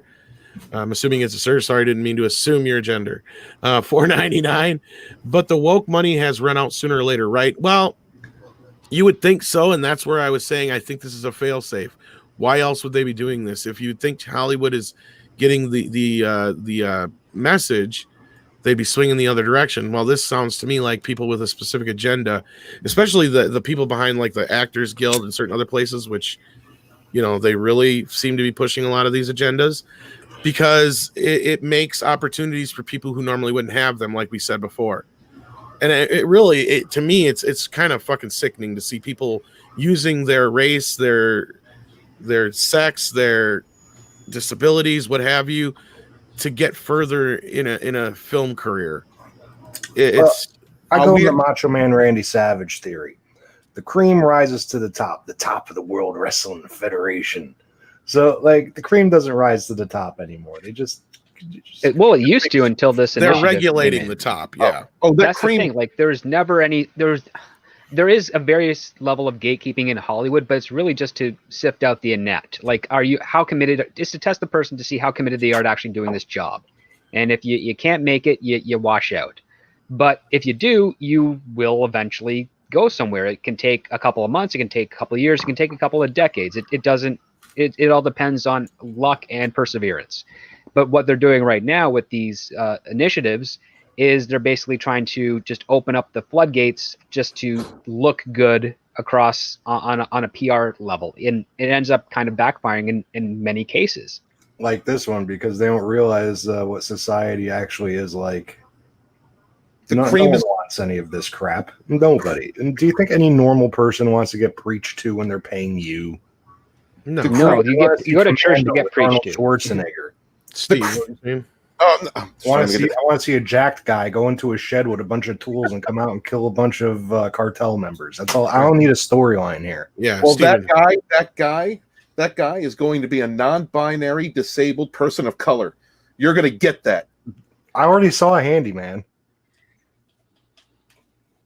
Never underestimate Damon Wayne the power of the handicapped. Tim Riggs sends in $2. Harvey W. F'd more than aspiring stars. Yes, he did. Before that happened, he was messing around with the Academy. I wouldn't doubt it. If you get that powerful, you're going to stuff every ballot box you can. It's going to be all your friends, just like the church. Well, remember, the Academy of Motion Pictures is really just your office Christmas party. That's what it is. I mean, pretty much, yeah. That's a good analogy. It means really nothing to anyone. You're an Oscar winner. You can ride that out for maybe a year and a half on average. It means a lot though when you can slap on that commercial or slap on that video though. And that's the thing is I know people are like, oh, the Oscars don't matter. The Oscars don't matter. They don't in the grand scheme of things, but they mean everything in Hollywood, and these fucking rules are going to mean everything in Hollywood. I keep telling people, mark my fucking words. This is all going to get fucking putting into fucking effect, and this is just going to make shit worse for the next few years for us. It's going to make the battle that much worse. This was their nuke button. This is it. This may be their final fucking gas, but you know what? This is a hell of a final gas because this is going to fucking kill everything because this thing goes into effect in 2024. So that means that gives them 5 years to do this shit. You think they're going to change anything? You're wrong. Well, that just gives us 5 more years to have content that goes against their bullshit, that can exploit their idiocy. Basically, that means we can make money on super chats and subscriptions, join button, people, Patreon, just clicks, while they're making garbage. Because the more people are sick of this shit, the more they come to us. Speaking of super chats, our good friend Diego Flores sends in 1690 Peruvian souls, I believe that is. Rob, can you read that? 169. Out. When the adult film industry has more realistic stories than docufilms, God, it hurts to say that. Hey, and the adult film industry has always been diverse. And they have better costume departments. They also have stricter drug use guidelines too. I'm not really? Joking. They actually a lot of the pedophilia are like, you can't do. I know you're right. Like, you can't do this, and this. Well, here's the other part too. So when this thing in the Academy Awards goes into effect, 2 things will happen. 1, there will be movies that qualify for this, and 2, the Oscars will only be about 30 minutes in length. So you're not going to be losing a whole lot of time watching them. Nobody cares nobody because cares a about lot the of studios are going to just say, you know what, screw it, we still have the Golden Globes for now until they start doing those awards. And then if that changes, they'll say, screw it, we got another awards thing. It doesn't. They're going to end up saying, like, the awards aren't going to matter anymore if I can actually start paying my mortgage. And that's what is going to happen at a point if it keeps going in this direction. Nobody cares about the Academy Awards anyway. I mean, it's become completely pointless. I know, but everybody keeps saying that, Rob, but they do. I mean, we don't. Oh, no, in Hollywood, I meet lots of up-and-comers that all they want to do is just win that Oscar. And I'm just like, listen, man, after 5 or 6 years, you're going to not care anymore. You're really not. Because of my mother and my father, my mother always saw these shows on TV, and she says, oh, look, people who do nothing for a living, giving themselves more awards and kissing each other's asses. So that was always my opinion on these people. But that being said, the only way you're ever going to get me to watch any award show is if they get Ricky Gervais to be the host, because that's just great. What was that line in Grand Theft Auto? He goes, well, yeah, what better way to celebrate art than giving out plastic statues? Yeah. And the other one, make sure you only spend that money on superficial crap and superficial people. I'll take an Entourage. I'll sell out for an Entourage. All right. Who are we done with this business? Because I'm ready to move on to the next stupidity of 2020.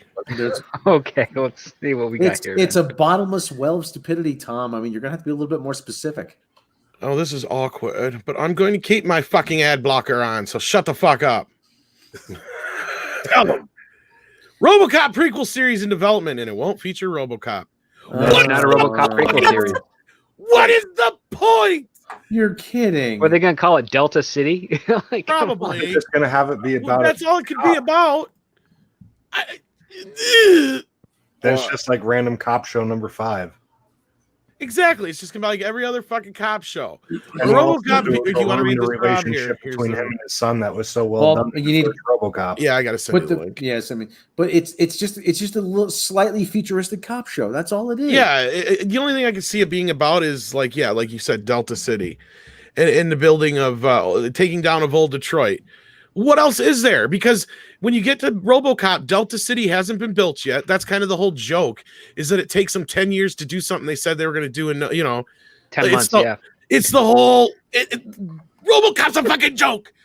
Was it going to be like the story of Boddicker for 10 seasons? It's satire. It's a satire. That's the whole point. It's a brilliant satire. It's fucking brilliant. It's amazing. It's one of the greatest films ever made.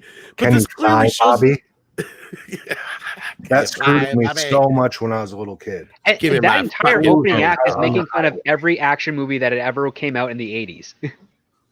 Give me that fucking. It's also phone making. call. It's also making. It's also poking some good fun at capitalism and and Well, Well, capitalism, corporatism, politics, the distinction corporatism, is corporatism, yeah.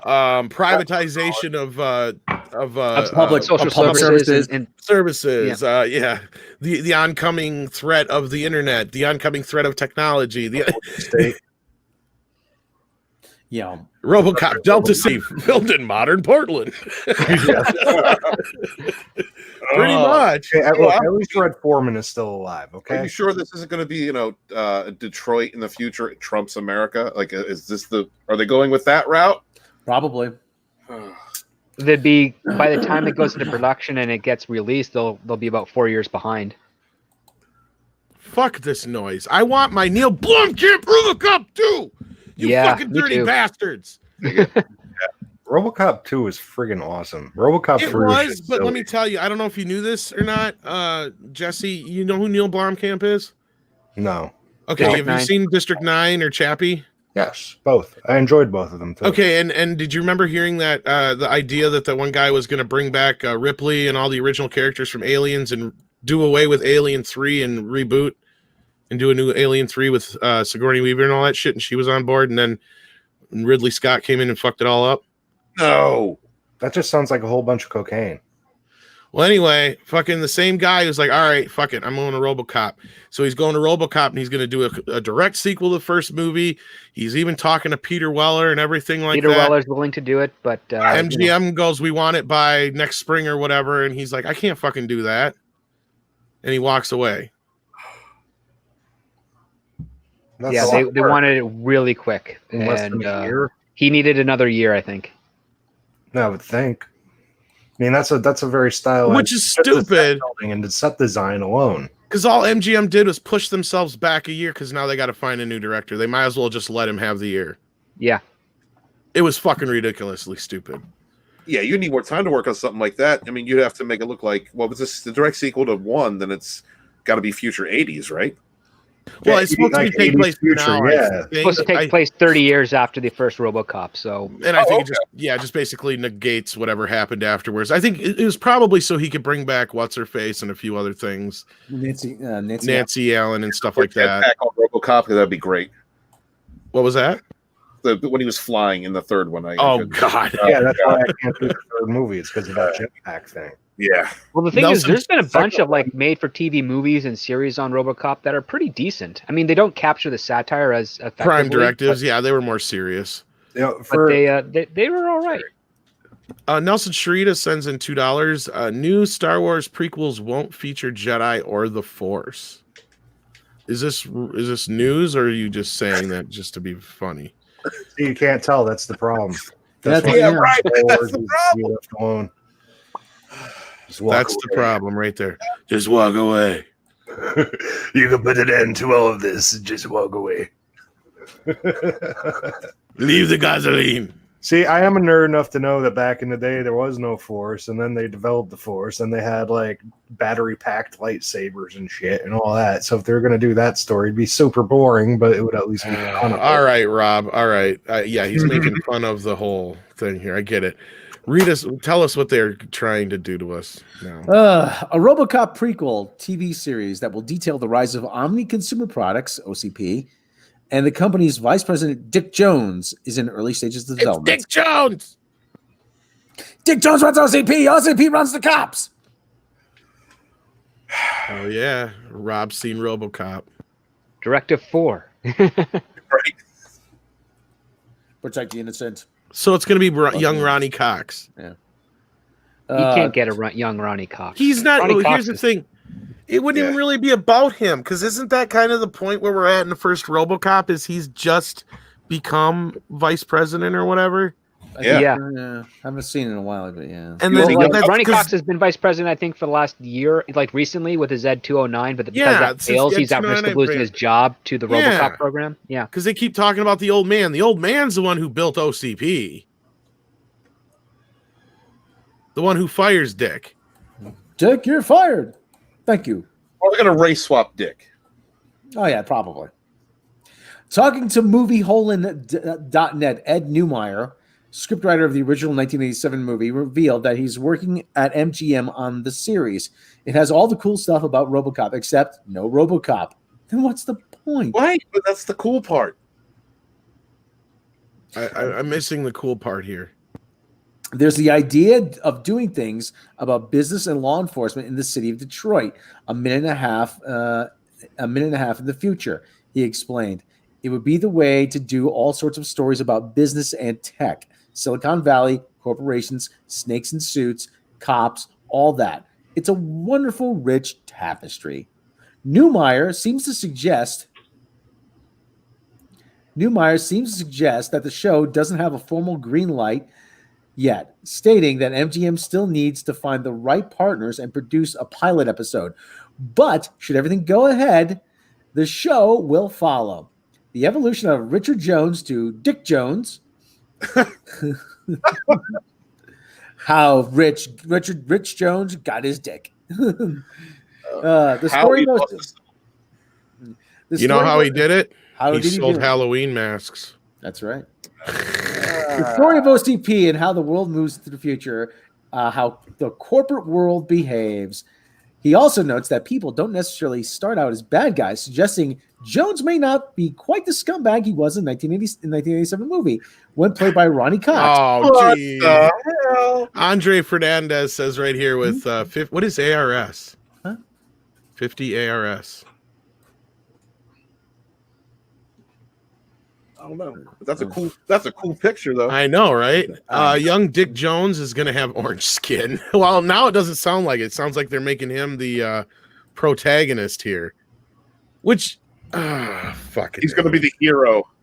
The whole point of RoboCop is none of these guys are good. Right. Oh, all of them are scumbags. Even the one that makes RoboCop's a fucking scumbag. And that's what makes RoboCop so good, because he's justice. He's the American way, and he's the only one, and look what he paid for it.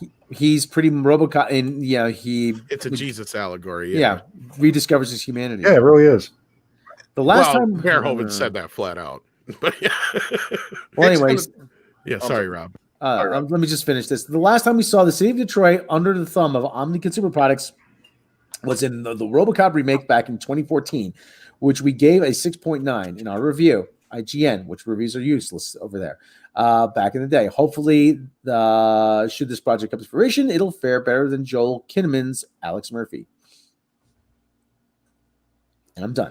I'd rather see a prequel series about Alex Murphy, but that would even be fucking boring.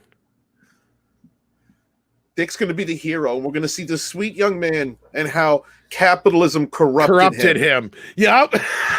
Yeah. Just thinking that. Oh, for fuck's sake. Dick Jones is a loser. He's a dumbass.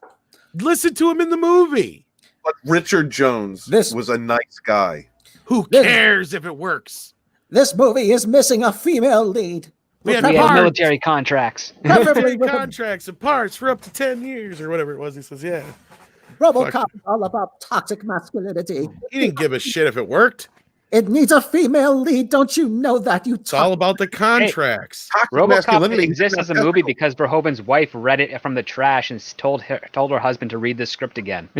Exactly. Well, that or we would have got something completely different. Yeah. I don't think anybody in the world would have understood to make that movie the way it was other than Verhoeven. I mean, I'm hard pressed. Even somebody like John Carpenter, I don't think would have made it the same way. I just thank God that my Frank isn't producing this movie. Thank God my Frank isn't going to produce it. Otherwise, he'd go down that path of toxic masculinity. RoboCop be the greatest fucking movie in the world if I made it. Greatest ever. You'd probably want to put a talking ape in it. Robotic ape. Gotta have something to fight. Plus, wouldn't that be a kick-ass toy? You tell me a Robo Ape fighting RoboCop wouldn't sell like a motherfucker. Yes. Also a great game. Hell yeah. I already got the EA guys working on it. No, don't get EA. They suck. Oh, they don't know how to do online play. I got to make some phone calls. I'll be back. Well, I mean, they're still trying to make that RoboCop Returns now. I think it's They are, but I have no idea. I think who they get? Did they get anybody yet? Abe Forsyth, I think it was. Yeah, I remember they did bring somebody in, but again, like I pointed out, where's the movie?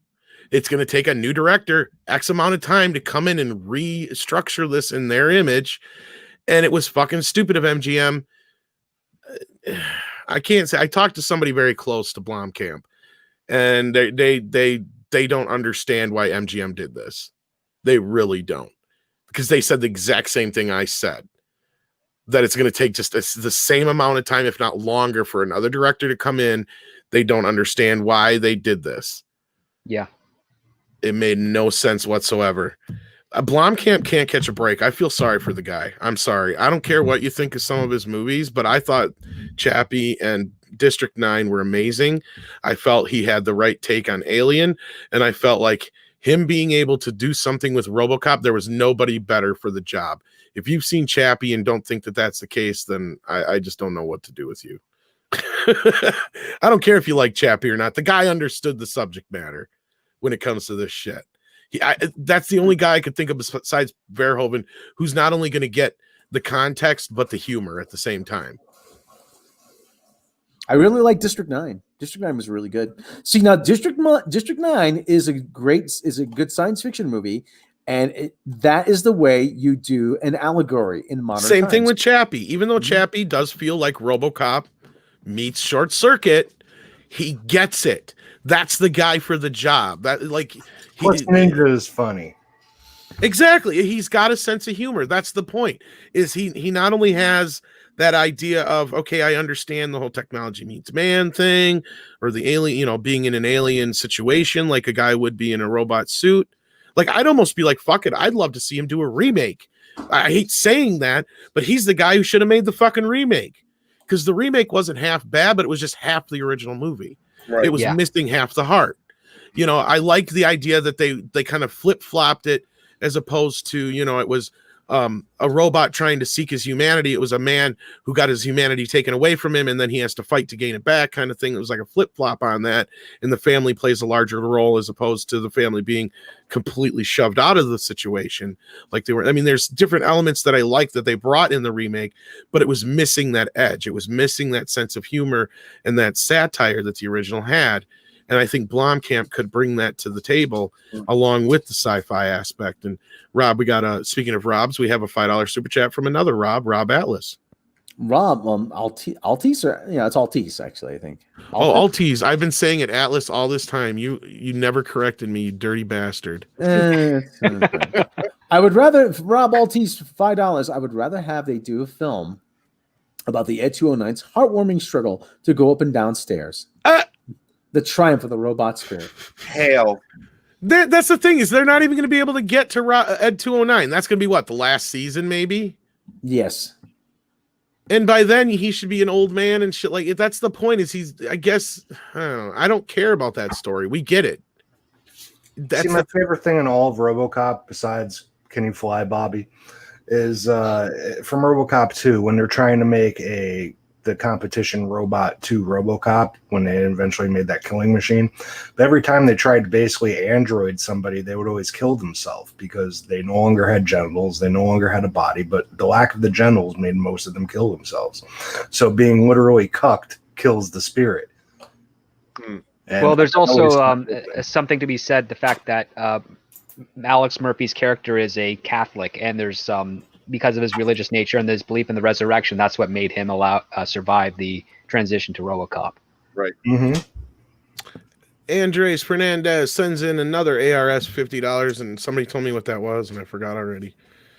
I need more sleep. Argentine? I think that's what he said. Argentinian. Argentine pesos? Yeah. We are all making jokes of a 35-year-old movie. We are all goddamn it boomers. And this movie are still relevant, and they don't like it. Yeah, that's what it is. I think you're right. I think they don't like that the movie is very relevant right now, extremely relevant right now. Because back in the 80s, there was so much more honesty. It's 70s too. Then in the 90s, honesty died. Well, I think it's more so just the thing is with that film, what was so it was almost like RoboCop wasn't even so much one of the, how sci-fi is usually a cautionary tale. Like if we don't control our technology, we're going to get Skynet. You know what I mean? RoboCop was never so much a cautionary tale as it just was a satire of the corporate world of the 80s meets the industrial the war, what is it called? The military industrial complex with corporatism and the hopeless mentality of war on crime in the 80s. Yeah, exactly. And at that point, the idea of the police force becoming privatized was such a satirical notion that's why they did that. Like it was something they thought could inevitably get to this point, but it obviously they thought it never would. Well, there were certain people in the government, the privatization of a lot of public services back in the 80s. Oh yeah, if you listen to the movie, there's a lot of names thrown in there on purpose, like McNamara and all that shit. Like there's direct references to historical people, like on purpose.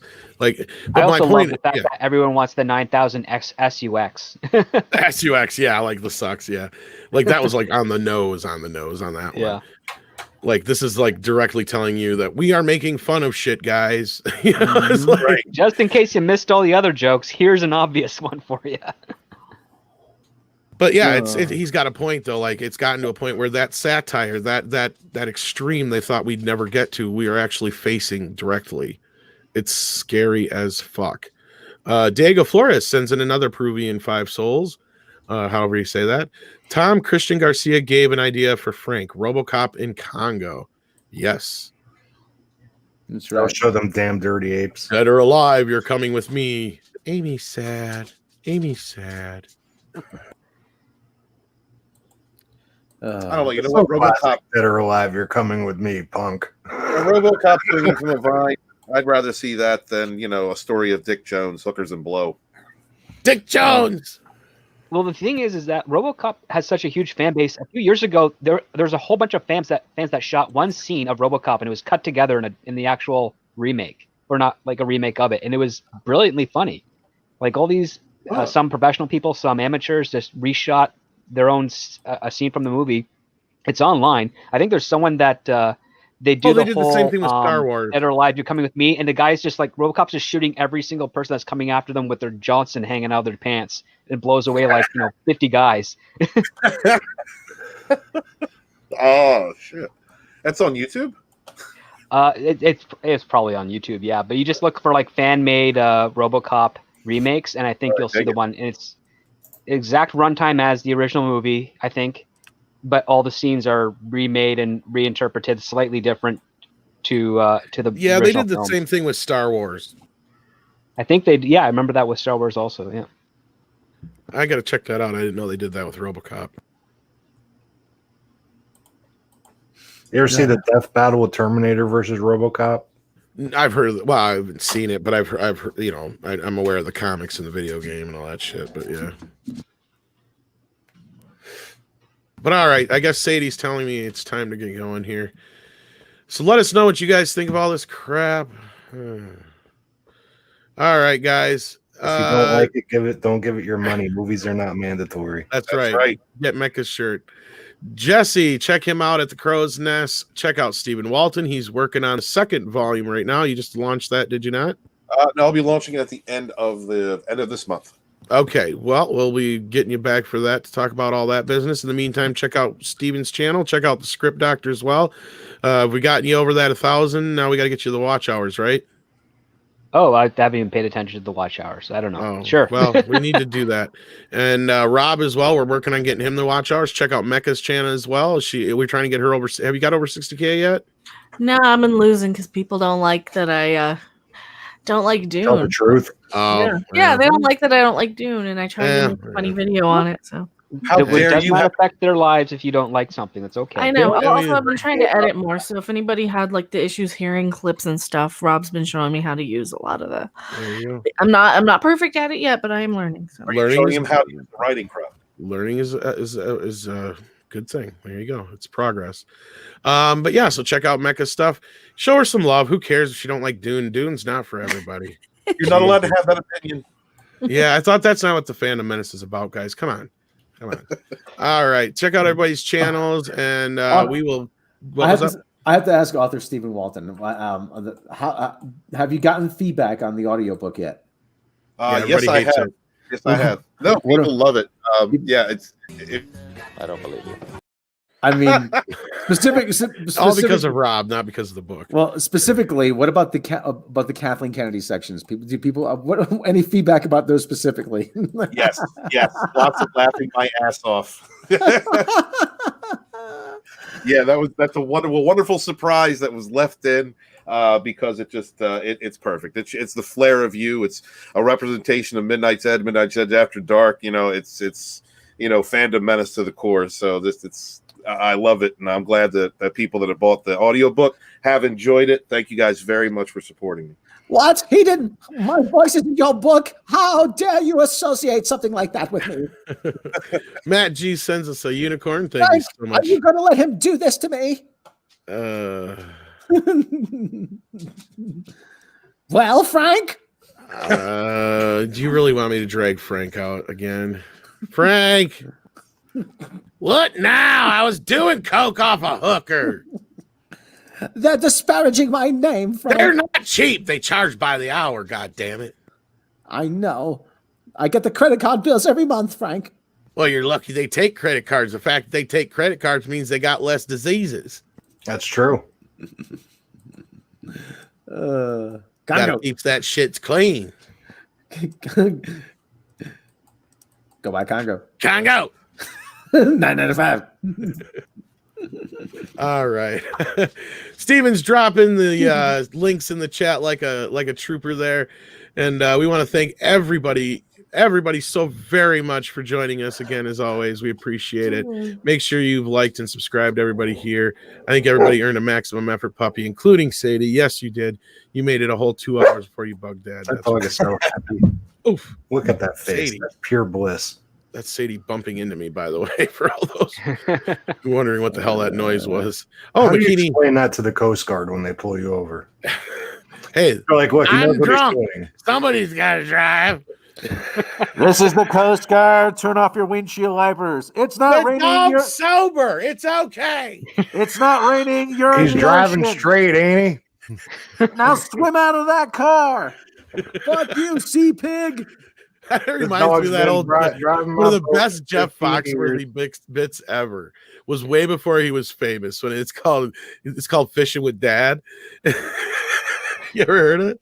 No, I have. I remember some of those. They get pulled over on the way home, and it's like, Mr. Jeff Foxworthy, sir, could you put the beer down, sir? No, I don't need one either. I think you've had too many. Can you ask the people to get out of the boat, please, sir? No. We just don't. It's not illegal to haul a boat, but we do require you have a trailer. And I think you lost your skier about a mile back. I love that bit. Anyway, McKinney 90 cents, a $2 super sticker. It's one of those little puppies, shitting hearts, which is always cute. And then last minute coming in. Love you, Tom. Oh, I love you too, Ords, my boy. How you doing, Ords? It's that sexy bald head. All right. Let's head on out of here. I think I'll be hanging out with Comics Division later on. So if you're wondering what I'll be doing that, I guess. Till then, let's leave on a bone. Midnight's Edge presents Real Boneheads of Cinema. Real Boneheads of Cinema. Today we salute you, Alex Kurtzman. You cultural fucking locust. You've taken a beloved 50-year-old science fiction franchise and completely destroyed it.